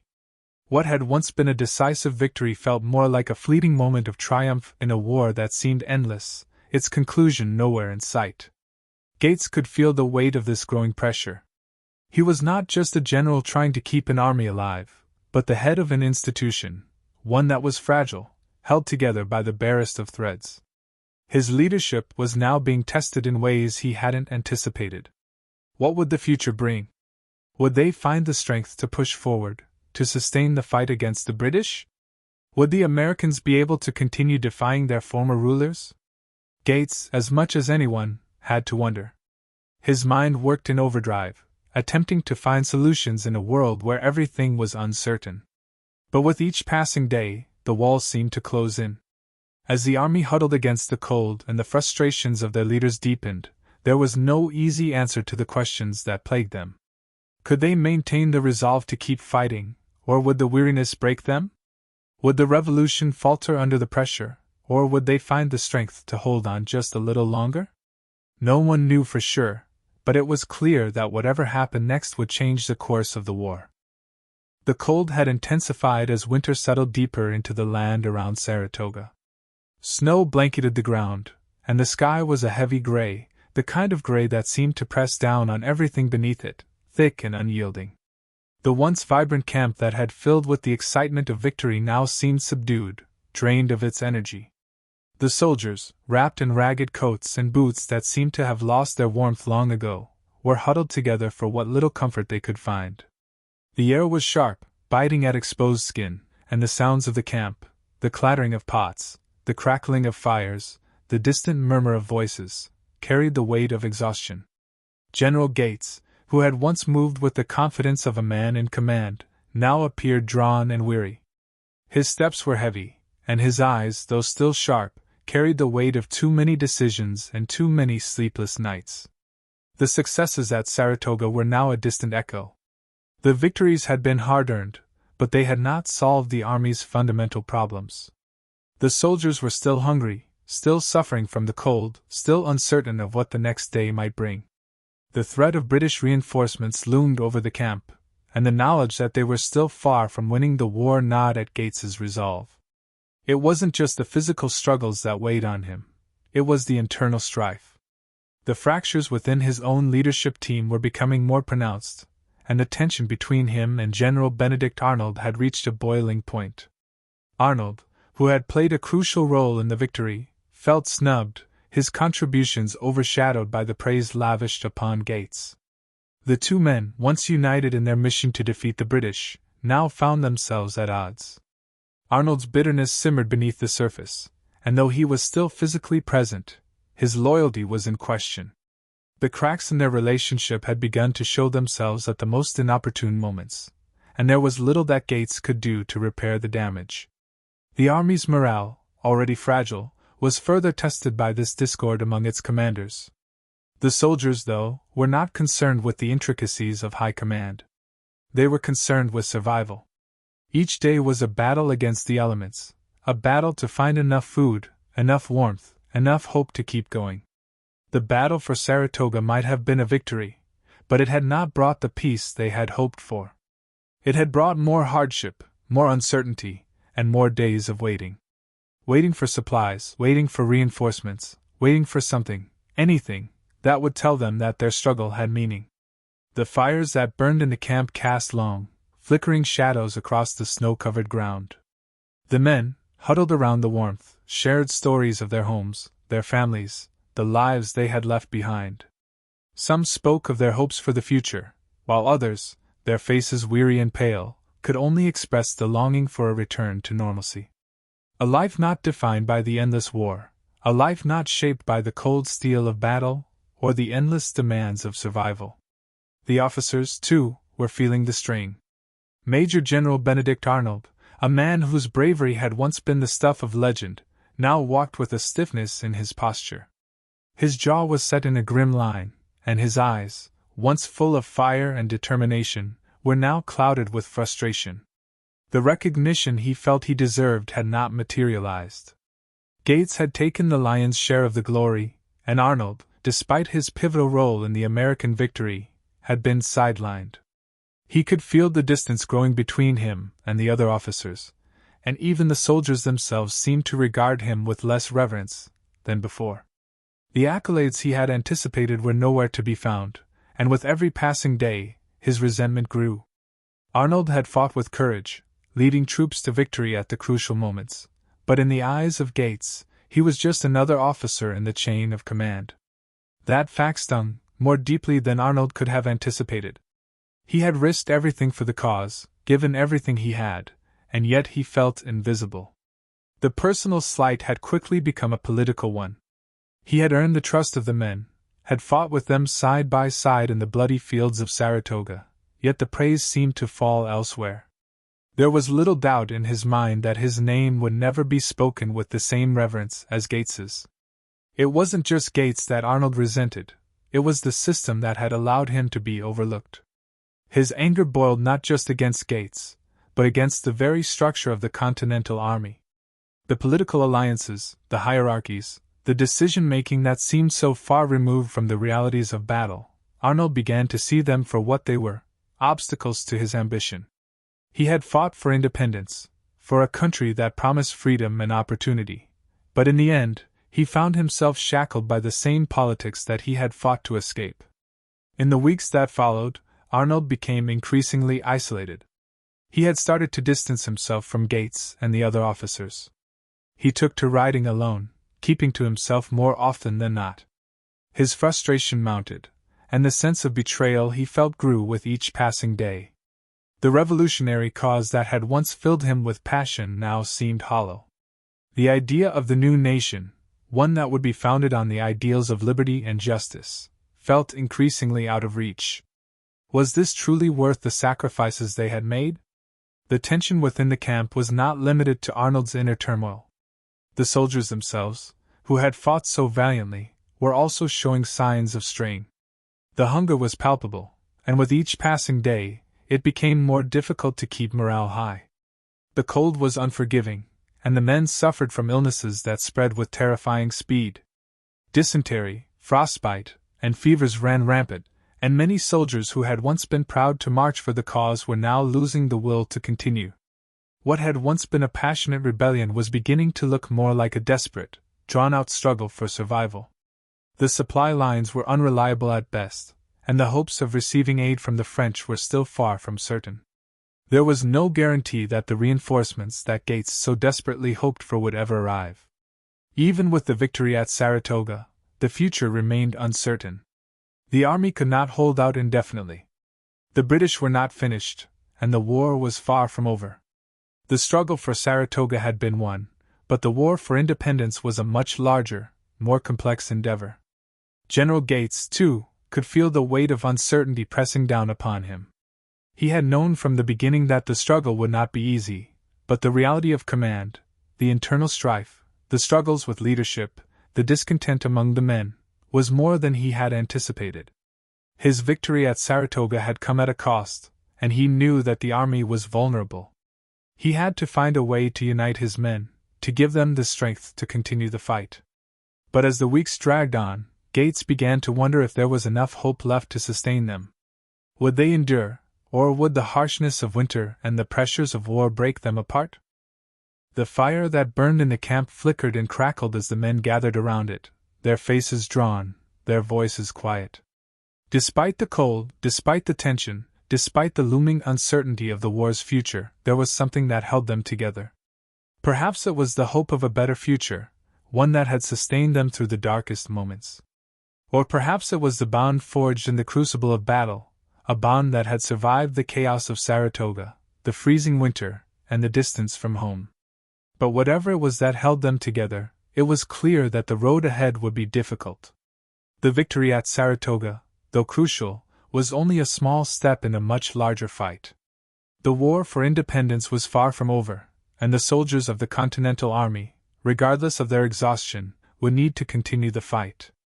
The battle for Saratoga might have been won, but the battle for the future of the nation was still to come. The days were drawing out slowly, like the cold creeping through the camp, relentless and unforgiving. The soldiers, though still reeling from the victory at Saratoga, began to sense that the weight of their survival was far from over. The harsh winter continued to press down on the camp, and despite the small triumph they had achieved, the sacrifices seemed endless. For many, the pride that had filled their hearts after their defeat of the British forces at Saratoga was beginning to wane, replaced by a growing weariness, a fear that the struggles would never end. By now, the camp had become a complex mixture of hope and despair. There were soldiers who spoke fervently of the greatness of their cause, who still believed in the dream of independence and liberty. But there were others who had grown silent, their faces etched with exhaustion, questioning whether they could endure much longer. Every day seemed to carry with it the same struggle, fighting not only the enemy, but the elements, hunger, and the unseen forces that took as much of a toll as any battle. And through all of this, General Gates remained the figurehead of the army. He had borne the brunt of responsibility ever since the victory at Saratoga. He was the one whose name had been on everyone's lips as the hero of the hour, even though the victory had been the result of many hands working in unison. Gates could feel the pressures of command weighing heavily on him. Every decision was scrutinized, and no matter how hard he worked, it seemed as though his leadership was always in question. Every strategic move had consequences, and the burden of carrying the hopes of an army, the hopes of a nation, pressed upon his shoulders like the weight of the snow that blanketed the land. The camp had settled into a grim rhythm, the men dividing their time between the struggles of survival and the lingering unease that hung over them. Winter had a way of making even the simplest tasks feel impossible. The effort it took to boil water, to keep the fires from dying out, to gather food, to defend their fragile position, all felt like monumental tasks. At times, the soldiers would look at one another as if asking whether this struggle was truly worth it, whether they had the strength to keep pushing forward. In the stillness of the camp, the army began to experience the undercurrents of tension that had been bubbling up ever since the victory at Saratoga. It was no longer just the elements that threatened their resolve, but the fraying ties between the officers themselves. The battle had been fought and won, but now the soldiers were left in a strange kind of purgatory. What would the future hold? What would the next move be? Would the promise of reinforcements come, or would they be left to fend for themselves in a harsh world where the very thing they were fighting for still seemed so far out of reach? And so, the cracks in leadership continued to spread. General Arnold, who had once been a hero of the Continental Army, was now an isolated figure. His dissatisfaction with Gates's leadership had turned into something more bitter. The lack of recognition for his role in the Saratoga Campaign had transformed into a full-fledged grudge, one that consumed him. Arnold, a man whose name had once been synonymous with bravery and strategy, now found himself sidelined, his contributions minimized by those in power. His bitterness began to cloud his judgment, and his actions began to reflect a man at war with not just the British but with the very leadership he had once stood beside. It was not a rare sight to see Arnold walking through the camp alone, his face rigid and unapproachable. He had distanced himself from his fellow officers, preferring the solitude of his thoughts. The men in the camp noticed the change. Where once Arnold had been a figure of inspiration, His presence now seemed to cast a shadow over the camp, a reminder of the divisions that were beginning to tear the army apart. For Gates, this fracturing of leadership was a dangerous thing. The unity he had fought for seemed to be slipping from his grasp. He could feel the tension between Arnold and the rest of the officers, and he could see how the strain was affecting the men on the ground. The unity that had been so vital in the face of the British Army was now being tested by internal strife. As much as Gates tried to maintain control, it was becoming evident that the fractured leadership could not be ignored. The army, as united as it had seemed in victory, was beginning to show signs of disintegration. As if the internal struggles were not enough, the external challenges loomed large. The British were still a formidable enemy, and though their forces had suffered a blow at Saratoga, they had not been completely defeated. There was still the possibility of reinforcements from the British fleet, still the threat of an army that would come to crush the rebellion once and for all. The soldiers who had fought so bravely felt the weight of that possibility bearing down on them. Would the coming spring bring another battle? Would they be prepared? In the midst of all this uncertainty, the men of the Continental Army were left to wrestle with their own sense of purpose. The question on everyone's lips was no longer about victory, it was about endurance. Could they hold on long enough to make it to the next phase of the war? Could they withstand the cold, the hunger, and the seemingly endless wait for supplies, reinforcements, and support from their allies? These were questions that had no answers. The future remained uncertain, hanging in a delicate balance between hope and despair.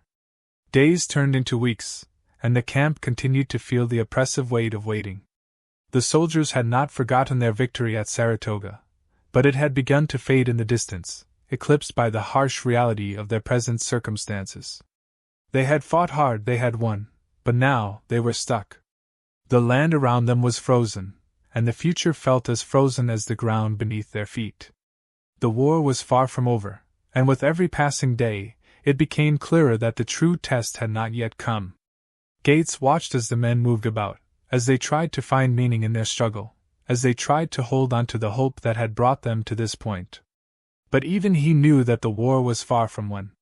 Saratoga had been a victory that had proven the American cause was worthy of support, that it could be defended. But victory alone would not secure the future of the nation. For all their sacrifices, for all their courage, the war for independence would continue to test their resolve. And in this frigid winter, as the winds howled and the cold gnawed at their bones, it seemed as though the soldiers were preparing for a long battle that would last far longer than anyone had hoped. As winter continued its relentless hold on the Continental Army, the encampment near Saratoga felt like a battlefield of its own, a battle not fought with muskets and cannons, but with the elements, with hunger, with uncertainty. The men were weary, the glimmer of victory at Saratoga slowly fading as they came face to face with the bitter realities of war.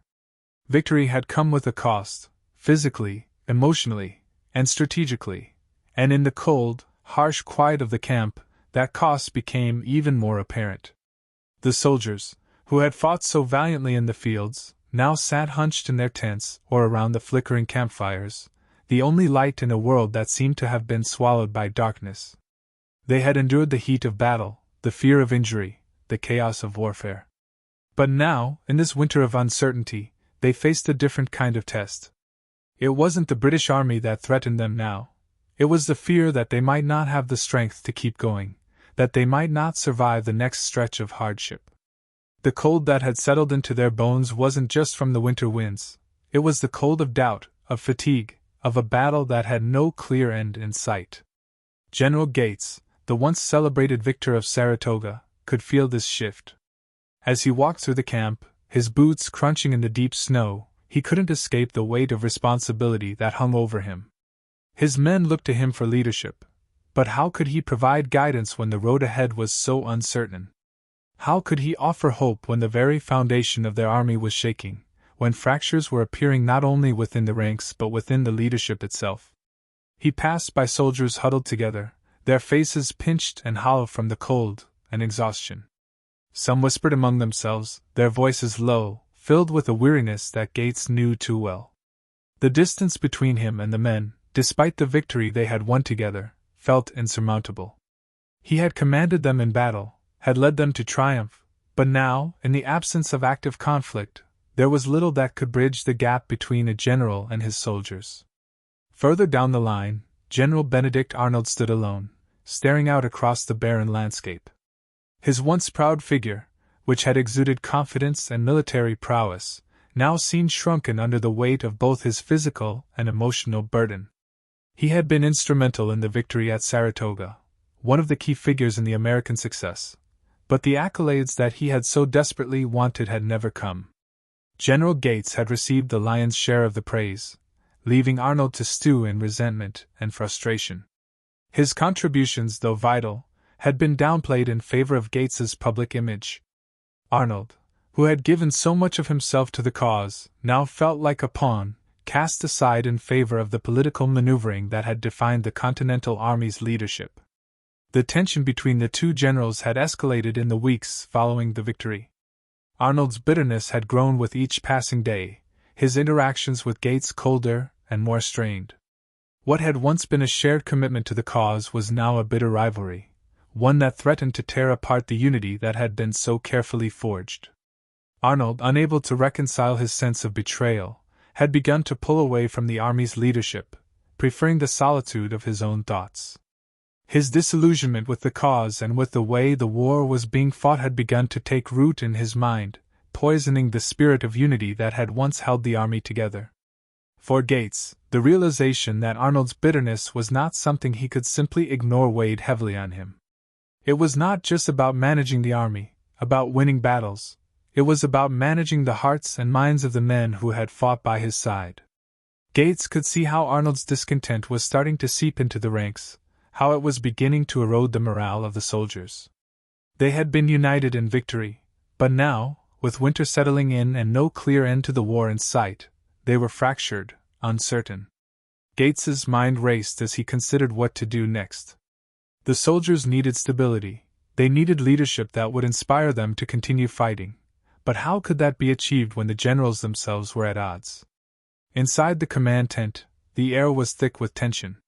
Gates stood by a map of the area, his eyes scanning it absently as his thoughts churned. His mind was filled with the bitter reality that he had not only to lead an army, but to hold together the fragile alliances that had been formed in the heat of battle. The British forces were still a powerful adversary, and while the victory at Saratoga had been a blow to their plans, they were far from finished. What was needed now, more than anything, was unity, resolve. Gates knew this. Yet, as he stood in the quiet of his tent, he couldn't shake the feeling that the unity that had once defined them was slipping through his fingers. His gaze fell to the table where a letter from the French awaited his attention. The promise of French support had been one of the few bright spots for the Continental Army in these dark days. The letter spoke of the French commitment to the cause, but it also carried the reminder that the French would only provide full support if the American cause remained strong.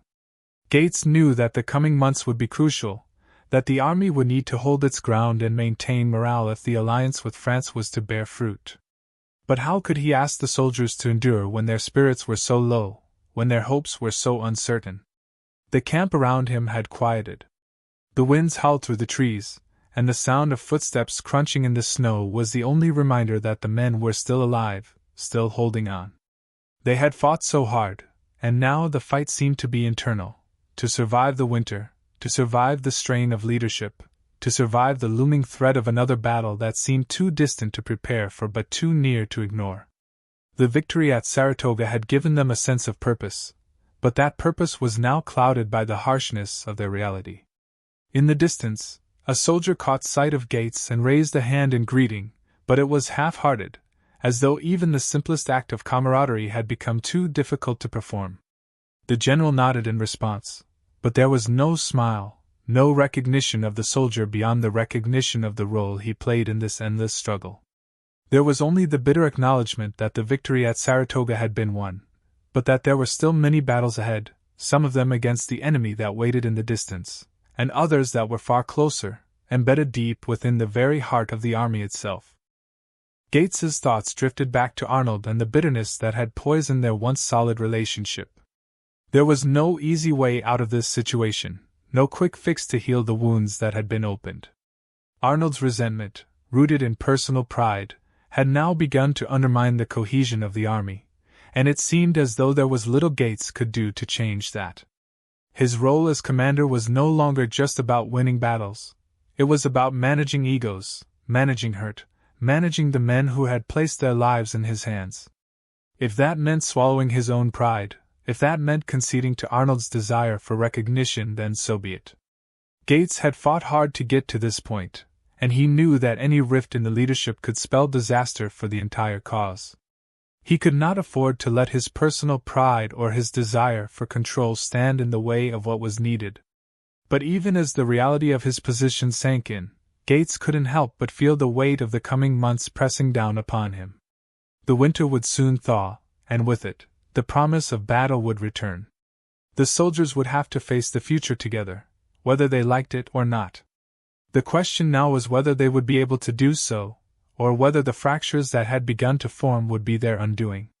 The answers were not clear, and the future was far from certain, but one thing was undeniable: the war was far from over, and the challenges ahead would test them in ways they could never have imagined. As winter clung to the camp like an oppressive, silent beast, the tension in the air seemed to thicken with each passing day. Every soldier in the Continental Army knew that the harsh season was a time for endurance, for resilience. The very spirit of survival itself seemed to be tested, as much by the internal struggles as by the cold that stole their warmth, the hunger that gnawed at their stomachs, and the disillusionment that threatened to break their will. Yet, despite all of this, the men remained where they had been for months, at the edge of a precipice, waiting for something to give. Within the command tent, the day-to-day decisions of survival still took precedence. General Gates had gathered his trusted officers to discuss the ongoing challenges they faced. The fire that burned in the center of the tent cast long shadows against the walls, reflecting the heavy moods that clouded the air. Gates, standing near the fire, reviewed the reports in front of him. Supplies were dwindling, morale was slipping, and winter was far from over. They could not afford to be complacent. There had been no word of British reinforcements, but that did not mean they could afford to relax. Gates knew the enemy was still a formidable force, waiting for the opportunity to strike, for their chance to regain the ground lost at Saratoga. With the strategic position they had secured, the Continental Army was vulnerable to a counterattack, and that risk could not be ignored. The question, though, was how to proceed. The troops were exhausted, disheartened. Could they stand their ground? Could they make it through the coming months without succumbing to the weight of their circumstances? Outside, the soldiers went about their daily routines, performing their duties with a level of fatigue that had become almost mechanical. They did not have the same enthusiasm they had once had. Many were already numb to the bitter cold, the constant drizzle of snow, and the gnawing hunger that never seemed to leave their bellies. There was little to say, no hope to offer, only the grim knowledge that they had to keep going, not because they wanted to, but because there was no other option. The rations were minimal, and though they had managed to keep some semblance of order, it felt as though the very essence of the army was crumbling under the weight of winter. For all the camaraderie that had been felt after the victory at Saratoga, it was now overshadowed by the harsh reality of survival. As the officers in the command tent continued their discussions, there were few words of optimism. Most of their deliberations centered around what resources remained, how long they could last, and whether reinforcements would come in time. General Arnold, who had once been a symbol of bravery and ambition, had become an increasingly isolated figure in the camp. His bitterness towards Gates had only deepened over time. The quiet animosity was now palpable, and it could be felt in every encounter, in every word spoken or unspoken. Arnold's pride had been bruised by what he perceived as a lack of recognition for his role in the victory at Saratoga, and his resentment was like a slow-burning fuse that threatened to explode at any moment. For Gates, the situation was delicate. He knew that Arnold was one of the most capable men under his command, but his growing discontent was a danger to the unity of the army. The soldiers needed their leaders to stand together, not to be divided by personal grudges. But Gates also understood that he was in no position to make things right. Arnold had already made up his mind. His pride and his ambitions had clouded his judgment, and nothing Gates said could change that. Instead, it seemed the army would be forced to navigate through this time of division, uncertain of what the future held. Despite the tension within the leadership, the soldiers still looked to Gates for guidance. They didn't fully understand the internal politics, the petty grievances that consumed the generals, but they did feel the uncertainty that rippled through the camp. There was a certain distance between the officers and the men that had grown over the course of the winter. The men had become more self-sufficient, more skeptical. The camp was a place of quiet reflection now, where the sounds of everyday life, boots on snow, the distant hum of conversation, were the only things that kept them connected to one another. Gates felt this disconnect keenly. He moved among the men, offering encouragement where he could, but he could see the weary faces, the hopelessness creeping into the eyes of the soldiers.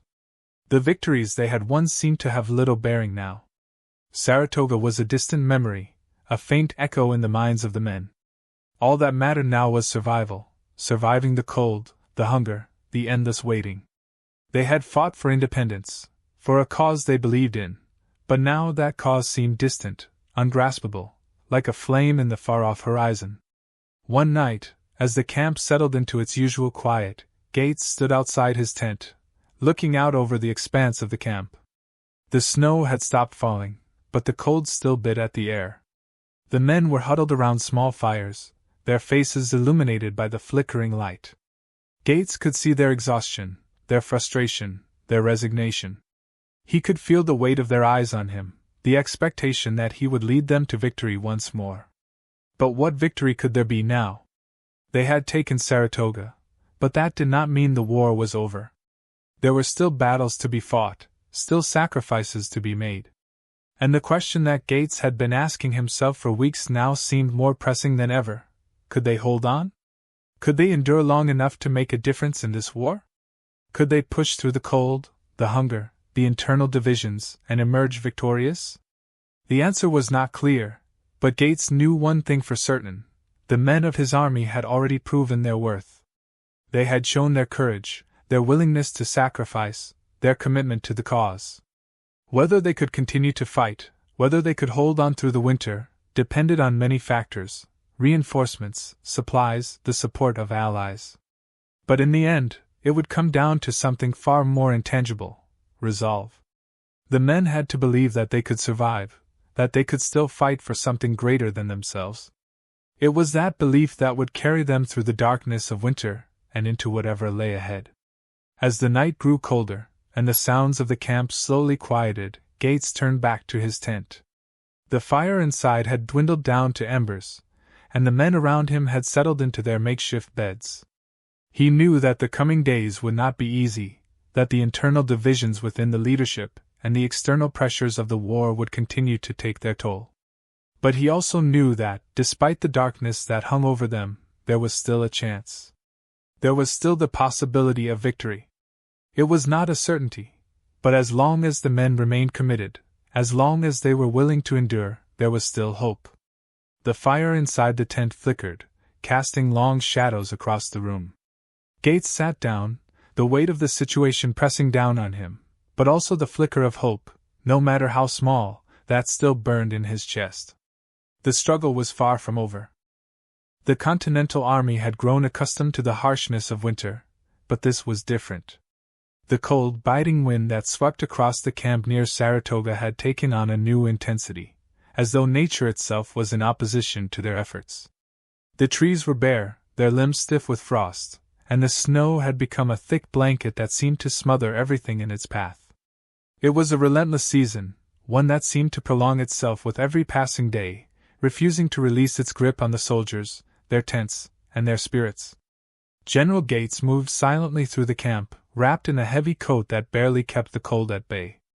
His breath formed clouds in the frigid air as he walked, the crunch of snow beneath his boots the only sound that seemed to break the eerie stillness. The men were already awake, gathered around small fires, some attempting to prepare the meager rations they had left, others simply warming their hands.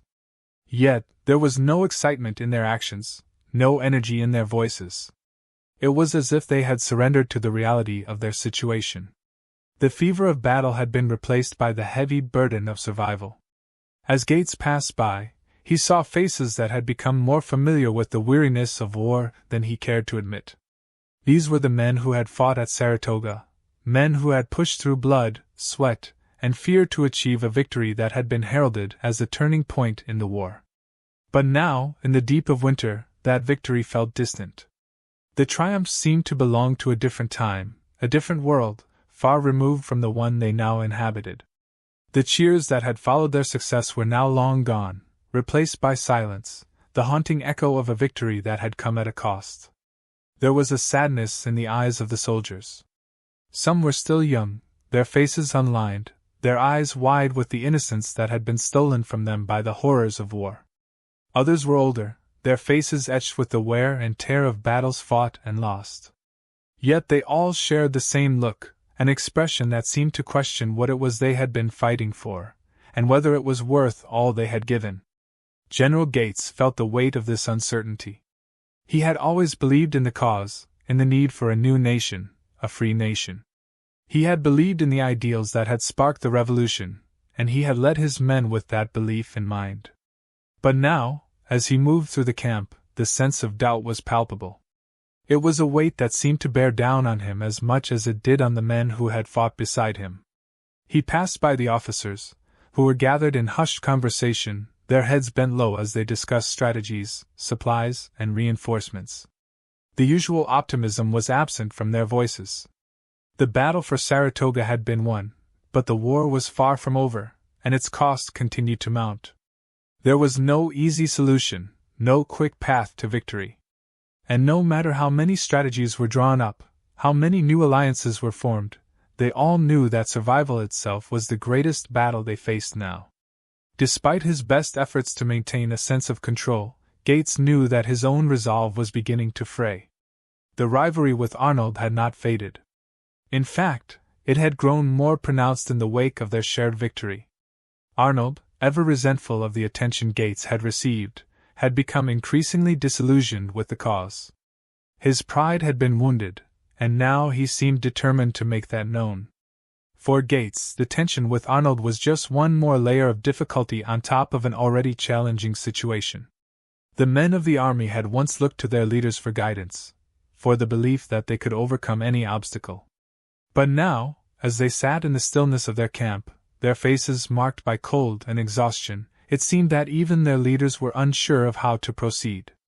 The soldiers could sense this, and it began to erode the unity that had once defined them.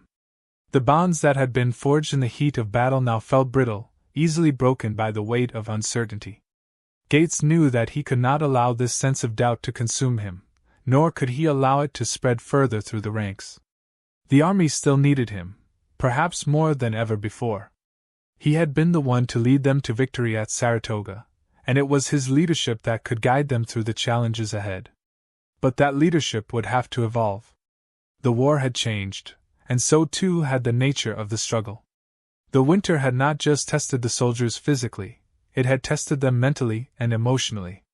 The thought of months more of brutal fighting, of more lives lost, of more struggles against an enemy that seemed far from defeated, weighed heavily on them.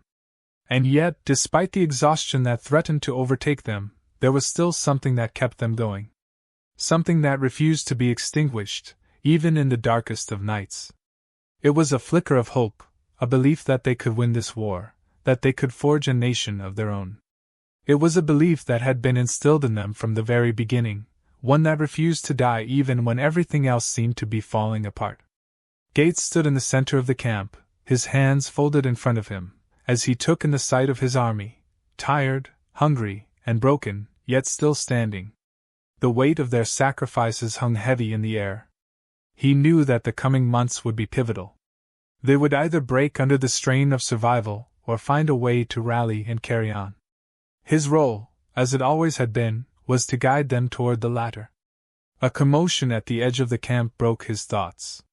A soldier came rushing toward him, breathless and with an urgency that pulled Gates from his reverie.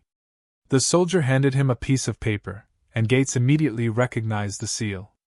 It was a report on the status of the British forces, an update that could hold the key to their next move. Gates's fingers trembled slightly as he unfolded the paper. The news was unsettling. It seemed that the British had regrouped, that they were preparing to launch another offensive in the spring. The thought of more fighting, of more bloodshed, stirred a deep sense of dread within him. But there was also a flicker of something else, something more primal. A readiness, perhaps.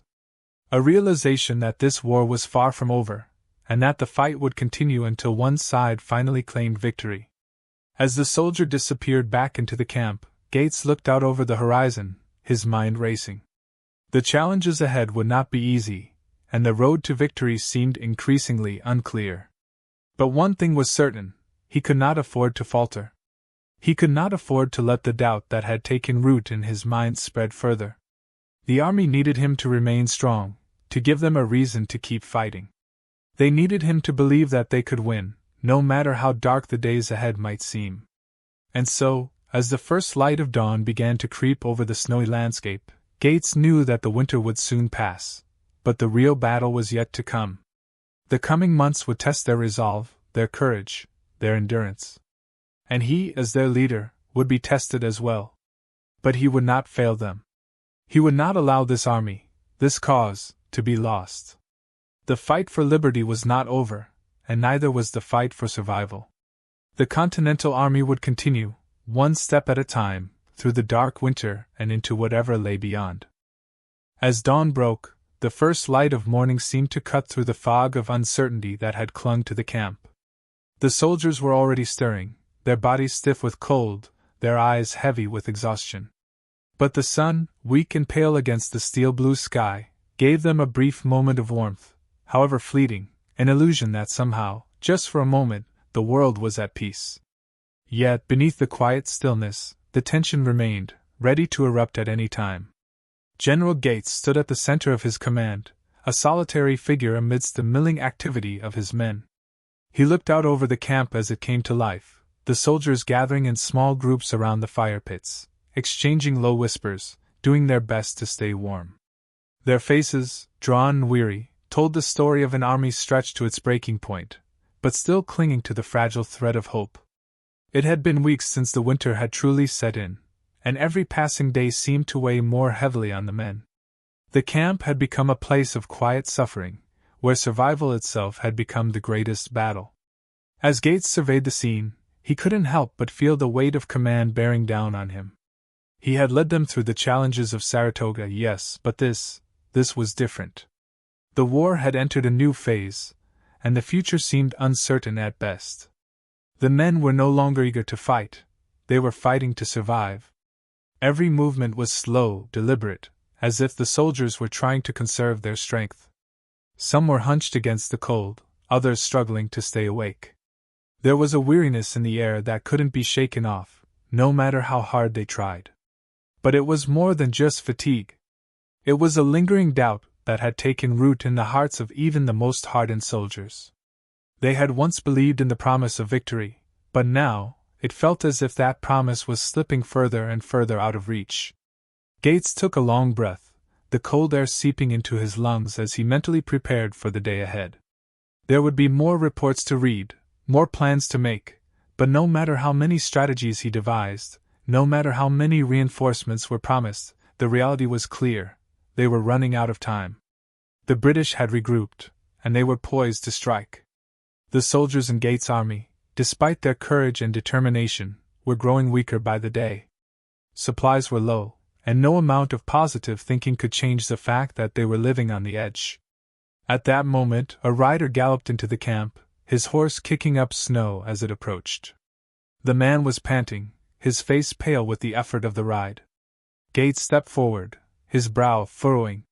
This could be the news he had been waiting for, the news that would determine the next course of action. The rider dismounted and handed Gates a letter, his voice breathless. "A message from the south, sir. It's urgent." Gates took the letter, his heart pounding in his chest as he ripped it open. His eyes quickly scanned the contents, the words swimming before him as his mind processed the gravity of the message. The British were indeed preparing for a major offensive, one that would be aimed directly at their position. The news confirmed his worst fears. The army was in immediate danger, and if they didn't act fast, they would be overwhelmed. The timing could not have been worse. The soldiers were ill-prepared for such an attack, and yet they had no choice but to respond. The rider waited, watching Gates carefully. It was a strange sort of silence that fell between them, a pause in time as Gates' mind raced. He could feel the weight of the decision pressing against him. There was no way to ignore the warning. There was no way to turn back. Gates took another deep breath and looked up at the rider. "Inform the officers. We must prepare for the worst. Get the men ready. We'll need to move out soon. Make sure the artillery is in position, and have the scouts gather whatever intelligence they can. We cannot afford to be caught off guard." The rider nodded and turned to leave, but Gates remained where he was, staring out over the camp as the day began to unfold. The camp was already a hive of activity, with soldiers moving in various directions, preparing for the inevitable. The cold seemed to intensify as they gathered their equipment, each step deliberate, as if they could will the weight of the moment away. But it lingered, pressing in from all sides. Gates remained standing, watching as his men readied themselves. There was no turning back now. The strategy they had been relying on, the hope of reinforcements, the dream of holding the line, it was all fading. The British had regrouped, and they were coming. The time for waiting had passed. It was time to fight, but the question that remained in Gates' mind was whether they were truly prepared. Could the army, so tired and worn, really withstand another full-scale battle? The morning wore on, and by midday, the men were fully engaged in the preparations. The supply wagons were moved into position, tents were broken down, and the artillery was checked and rechecked. The entire camp seemed to hold its breath, the only sound being the crunch of boots in the snow and the occasional commands shouted by the officers. At the center of it all, Gates stood, his face a mask of determination. He could not afford to show any sign of hesitation, any crack in his resolve. The men needed him to be strong, to lead them through this. He had no choice but to press forward. As the afternoon wore on, a scout arrived with fresh information. The British were indeed moving in their direction, but they were still several days away. That gave Gates a small window of time, but it also meant that they would have to be ready long before the enemy arrived. Every decision from this point forward would be critical. There could be no mistakes, no second chances. Gates convened with his officers, laying out the plans for their response. The mood in the room was somber, and the tension in the air was palpable. There was no room for error, no time for second-guessing. The plan was set, an aggressive defense, with an emphasis on holding the high ground and using the terrain to their advantage. The men would have to fight with everything they had, and Gates knew that many of them would not make it through the coming battle. But there was no choice. The British were coming, and they would not stop until they had regained control of the region. Gates' army had proven itself capable of victory before, but this battle would test them like never before. They had fought for a cause, for a future that was still uncertain, but now they had to fight for survival itself. As night began to fall, the camp was alive with the sounds of soldiers preparing for battle. The sky darkened, the stars hidden behind thick clouds, and the chill of the evening set in. But the men did not rest. The war was far from over, and the enemy was still a force to be reckoned with. The soldiers could only hope that their resolve would hold as they prepared for the storm that was about to break. Gates looked out over the camp, his mind heavy with the knowledge of the battle that lay ahead. The fight for Saratoga was not over, not by a long shot. And the outcome of this next engagement would shape the future of the war. The stakes had never been higher. The night had settled in heavy and quiet, the cold of the late fall air cutting through the camp with a biting precision that seemed to gnaw at the bones. The moon, pale and distant, offered little light, its glow dimmed by thick clouds that drifted lazily across the sky, blotting out the stars. The campfires, small and flickering, provided the only warmth, casting long shadows across the snow-covered earth. The soldiers were huddled near the fires, wrapped in tattered blankets, their faces marked by fatigue and the weariness of days without rest. The grim reality of the coming battle hung over them like a dark cloud, an unspoken truth that pressed on every soldier's shoulders. General Gates stood at the edge of the camp, looking out into the darkness. His breath formed mist before him, dissipating into the cold air. His mind was far from the comforting warmth of the firelight, focused instead on the strategic decisions that had brought him to this moment. He had prepared his men as best he could, but in his heart doubt gnawed at him. Could they hold their ground against the British forces? Could his tired and hungry army stand up to the might of the redcoats, who were now gathering their strength? The camp around him was eerily quiet, the usual bustle of soldiers preparing their equipment muted by the weight of uncertainty. There was little chatter, no laughter or camaraderie as there had been in the early days of the war. The soldiers were physically drained, their faces gaunt and hollow from weeks of marching, fighting, and now surviving in the bitter cold. Yet they stood as they always had, resilient despite the overwhelming odds. It was this resolve, this unyielding spirit, that Gates had relied on since taking command. But now, even his own resolve seemed to waver in the face of what lay ahead. The British were closing in, their forces formidable and ready. They had regrouped and were preparing for a confrontation that could very well decide the fate of the northern colonies. And yet, there was a strange sense of calm in the air, as though the soldiers, for all their fear, had accepted their fate. They had been in battles before, many of them having fought in the bloody clashes of the Revolutionary War. But this battle, this siege, would be different. It was not just a clash of armies, it was a test of endurance, of the very soul of the army itself. Gates turned as a figure approached through the mist.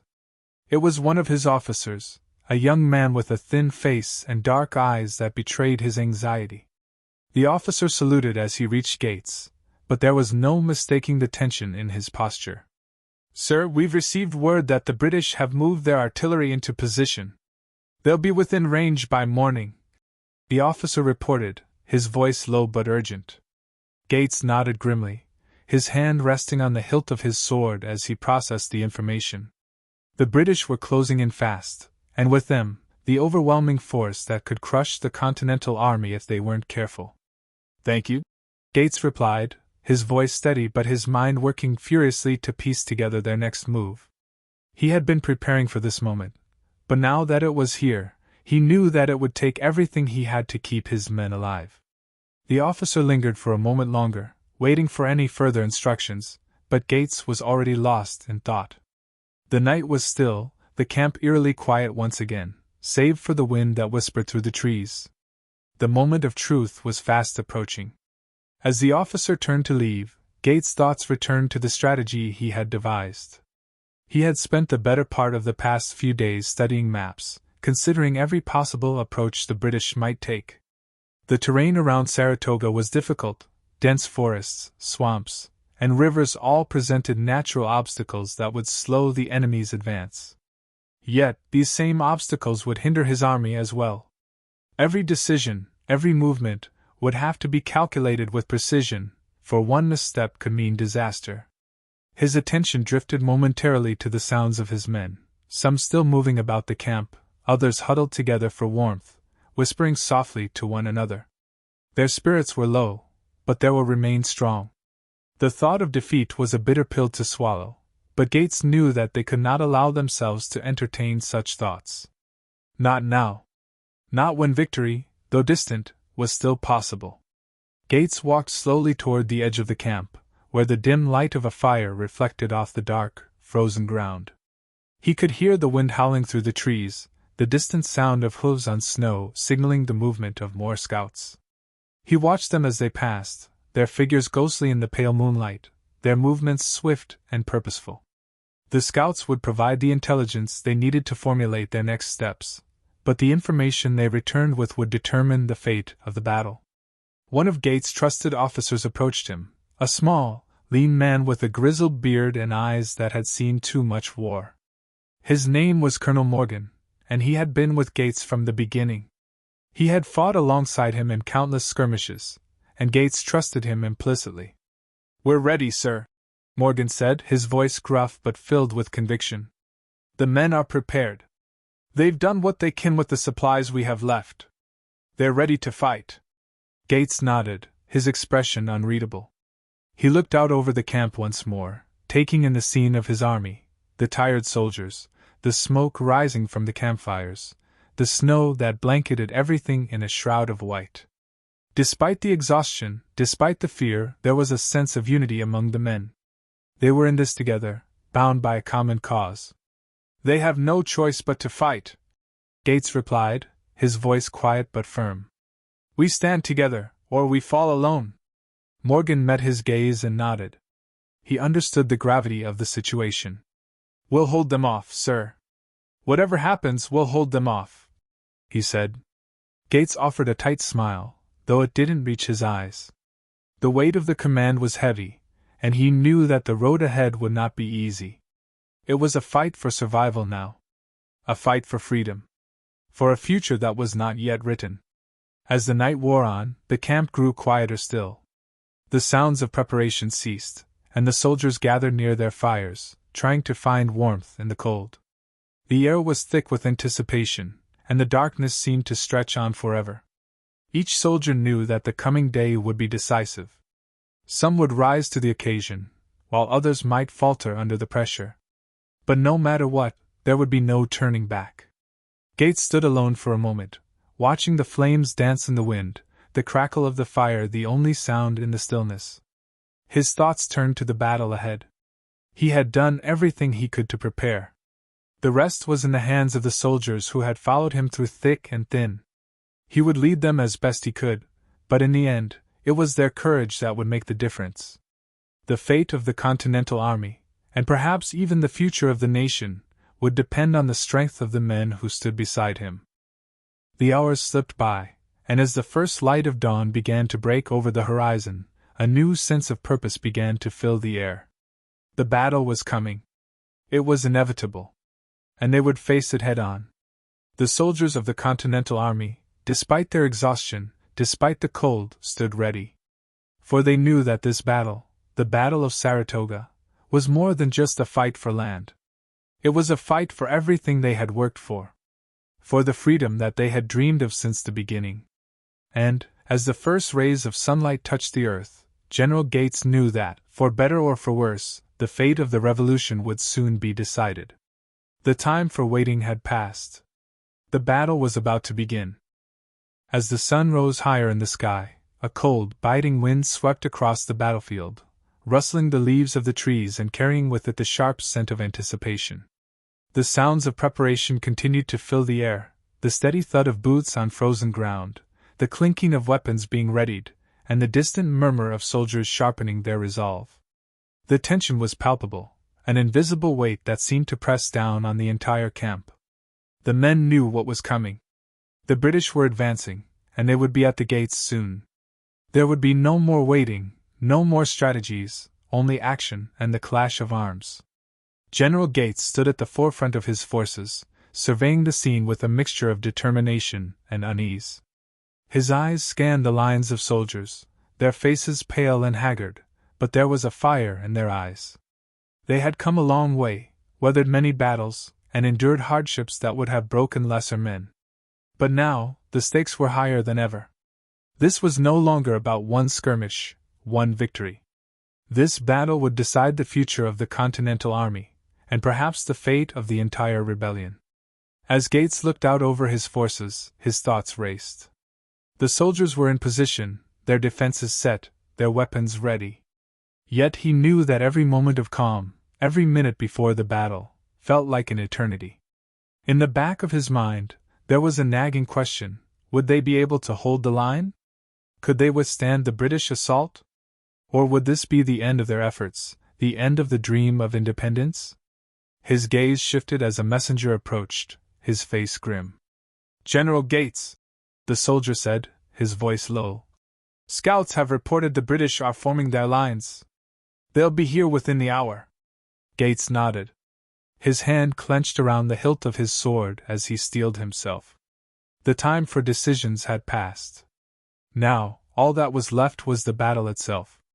"Prepare the men," Gates ordered. "We will hold the line. No retreat. No surrender. This is the moment we've been waiting for. We will fight for every inch of ground, and we will not give in." The messenger saluted and hurried off to deliver the order to the other commanders. Gates turned back to face the army, his mind sharp, his heart heavy with the weight of leadership. The British were coming, and they would stop at nothing to crush the rebellion.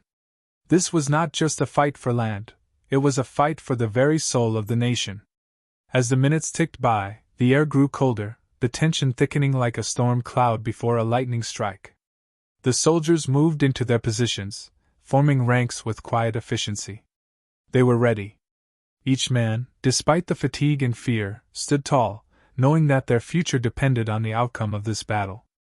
The first rays of sunlight had begun to warm the earth, but the chill in the air remained, a stark reminder of the harshness of war. A distant roar began to rise from the woods, the unmistakable sound of marching soldiers, the thunder of boots on earth. It was the British. Their army, well trained and disciplined, was advancing toward them. The ground seemed to shake under their weight, the earth groaning with the pressure of so many men in motion. The time had come. The first British troops appeared on the horizon, their red coats a stark contrast against the gray sky and the brown of the battlefield. Their formations were tight, their movements precise. It was clear that they were prepared for battle, their officers riding at the front, their lines unwavering. The Continental Army had been in worse situations, had faced greater odds, but today felt different. There was a heaviness in the air, a sense of finality. Gates knew that this battle would not only test the endurance of his army, it would test their very spirit. The British would not just come to fight, they would come to break them, to end the rebellion once and for all. This was a pivotal moment, and there could be no turning back. Gates stepped forward, his voice carrying across the ranks as he gave the command to ready their weapons. The soldiers responded with practiced precision, their muskets raised, their bodies tense and ready. Every man knew his place, every officer knew his role. They had trained for this, and now the moment of truth had arrived. The British continued to advance, their ranks widening as they neared the Continental line. The tension was unbearable now, as the two armies faced each other across the open field. The sounds of marching grew louder, and then, as if on cue, the air exploded with the deafening sound of cannons firing. The first volley rang out across the battlefield, the deafening roar of the artillery sending shockwaves through the soldiers on both sides. The ground trembled beneath their feet as the British guns unleashed their fury, the smoke billowing into the air like a cloud of death. The Continental Army responded in kind, their own artillery firing back, sending a hail of shot and shell toward the British lines. The sound of cannons and muskets firing was joined by the cries of soldiers, the shouts of commanders, and the rumbling of the earth beneath them. It was chaos, pure and unrelenting. The air was thick with smoke and dust, making it difficult to see or breathe. The battle had begun. Gates stood at the front, watching as the soldiers of the Continental Army engaged in the fight of their lives. The British were advancing steadily, their lines pushing forward with methodical precision. But Gates knew his men would not falter. They had faced worse odds before, and they would face these as well. The ground beneath them was slippery with mud, blood, and snow, the heavy boots of soldiers leaving tracks in the earth as they moved to and fro. The cannons roared again, a deafening sound that seemed to shake the very heavens. The smoke from the battlefield swirled around the soldiers, obscuring their vision, but they fought on, moving as one cohesive force. As the battle raged on, Gates could see the tide beginning to shift. The British, despite their superior numbers, were struggling to break through the Continental lines. The soldiers fought with a ferocity born of desperation, of belief in something greater than themselves. The very future of the colonies hung in the balance, and they could not afford to lose. Gates' mind raced as he scanned the battlefield, looking for any sign of weakness, any opportunity to strike. His officers moved alongside him, shouting orders, directing the soldiers where to go. It was a chaotic scene, but there was a strange order within the madness. The Continental Army was holding their ground, and with every passing minute, their resolve seemed to grow stronger. The British lines were starting to falter. The pressure of the constant assault, the unrelenting push of the Continental forces, was taking its toll. Gates could see it in their eyes, the hesitation, the doubt, the realization that they were not invincible. They had underestimated the resilience of the Continental Army, and now they were paying the price. The battle raged on, either side giving quarter. The smoke from the cannons and muskets thickened, casting an almost eerie pall over the battlefield. The sounds of battle, the shouts, the cries, the roar of the artillery, were a constant hum in the background. But through it all, there was something else in the air, a feeling of anticipation, a belief that the tide was turning. The British were no longer advancing with the same confidence as they had at the start of the day. The Continental Army was beginning to push them back. Gates knew they could not stop now. They had come too far, endured too much, and sacrificed too much to let this moment slip through their fingers. The battle for Saratoga was far from over, but the outcome was beginning to feel within their grasp. As the sun began to sink lower in the sky, casting long shadows over the battlefield, the atmosphere grew heavier, saturated with the weight of the battle. The clash of weapons, the groans of the wounded, and the thunder of cannons were the only sounds that filled the air. The British lines, once so formidable and confident, had begun to waver. Their resolve seemed to be crumbling, faltering under the relentless pressure of the Continental Army. General Gates stood at the rear of his forces, his eyes fixed on the chaos unfolding before him. His heart raced, his mind swirling with the complex calculations that had brought him here, this pivotal moment. His troops, though tired and battered, were holding strong. They had fought for hours, and every man was driven by a singular, burning belief that they could turn the tide of this war. It was no longer just a battle for Saratoga. It was a battle for their future, for their freedom. Despite the frenzied battle around him, Gates remained remarkably calm, his experience in the heat of combat lending him the poise to make split-second decisions. His officers, bloodied but resolute, rushed by him with messages, updates, and reports on the unfolding situation. The British had been pushed back in several key areas, but their superior numbers still posed a threat. A soldier, one of Gates' trusted messengers, approached quickly, his breath shallow from exertion. "General, our flanks are holding. The British forces are breaking their formation in the center, but they're making a last attempt to regroup at the left.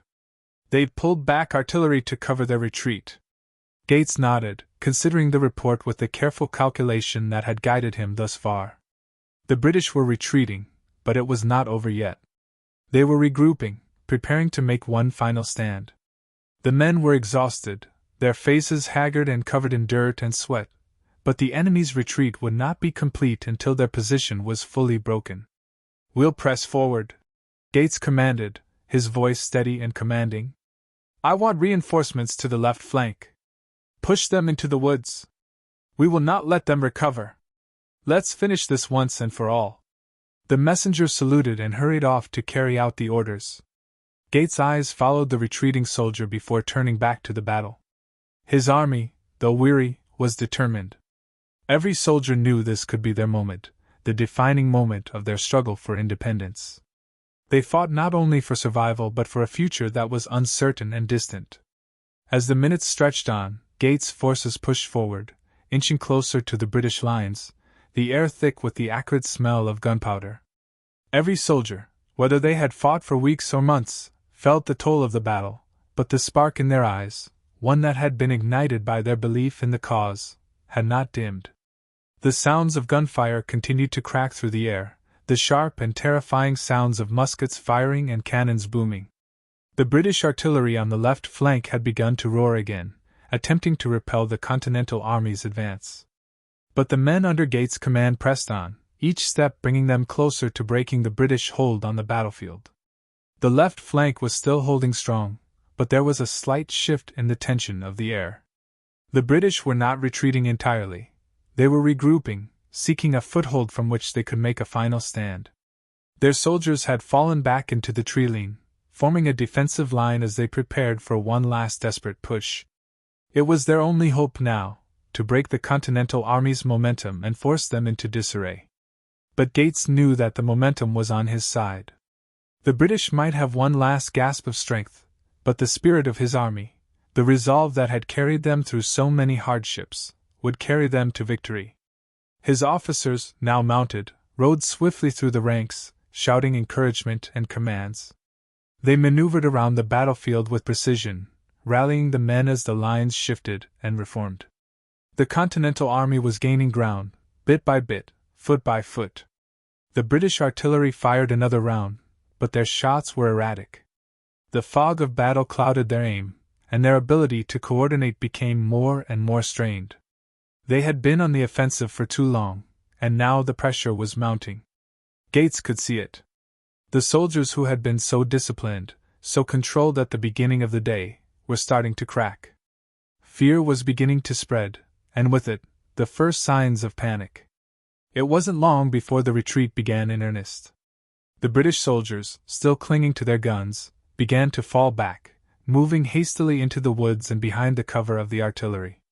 The first stragglers were visible, those who had been separated from the main force, their faces filled with confusion, frustration, and defeat. But there was no mercy now. The Continental Army would not relent. The orders were given to press harder, to take advantage of the British disarray. Gates watched as his men surged forward, pouring into the spaces left open by the retreating British soldiers. The battle was drawing to a close. The outcome was no longer in question. Gates could feel his heart racing now, his pulse quickening as he saw the crumbling of the British lines. This was it. The British were not just retreating, they were breaking. The weight of the moment was beginning to settle on him, but he knew there could be no hesitation. They had fought too hard, sacrificed too much to let this slip away. He spurred his horse forward, riding toward the front line where the fiercest fighting was still occurring. The American troops, encouraged by the sight of their officers leading the charge, pushed forward with a renewed vigor. The air was thick with the sound of clashing swords and bayonets, the echo of rifle shots, and the cries of the wounded. The once proud British lines were disintegrating under the pressure of the relentless Continental assault. In the distance, Gates could see the remnants of the British forces, their commanders scrambling to form a coherent line. But it was too late. The Continental Army had gained the advantage, and now it was time to capitalize on it. Gates could feel the weight of the victory settling over him, but his mind remained focused. This battle was not yet won, not completely. The British were broken, but they had not yet surrendered. His officers, now surrounding him, were pushing their troops forward, securing the positions they had fought for so hard. As the day began to turn to night, the battle began to slow, the sounds of gunfire and cannon fire gradually fading away. The British forces, defeated and scattered, had no choice but to give in to the inevitable. Gates knew that this moment would mark a turning point in the war, the first significant victory for the Continental Army, and one that would send ripples throughout the colonies and beyond. The Battle of Saratoga was not just a victory in a single engagement. It was the beginning of a new chapter in the struggle for independence. The tide had turned, and Gates knew that the road ahead, though uncertain and fraught with challenges, would be paved with the sacrifices and courage of those who had fought in this battle. As the soldiers of the Continental Army gathered their wounded, tended to the fallen, and took stock of the battlefield, General Gates allowed himself a brief moment to reflect. The victory was theirs, and the dream of a free and independent America was alive, stronger than ever before. The battle was over. But the war? The war was far from finished.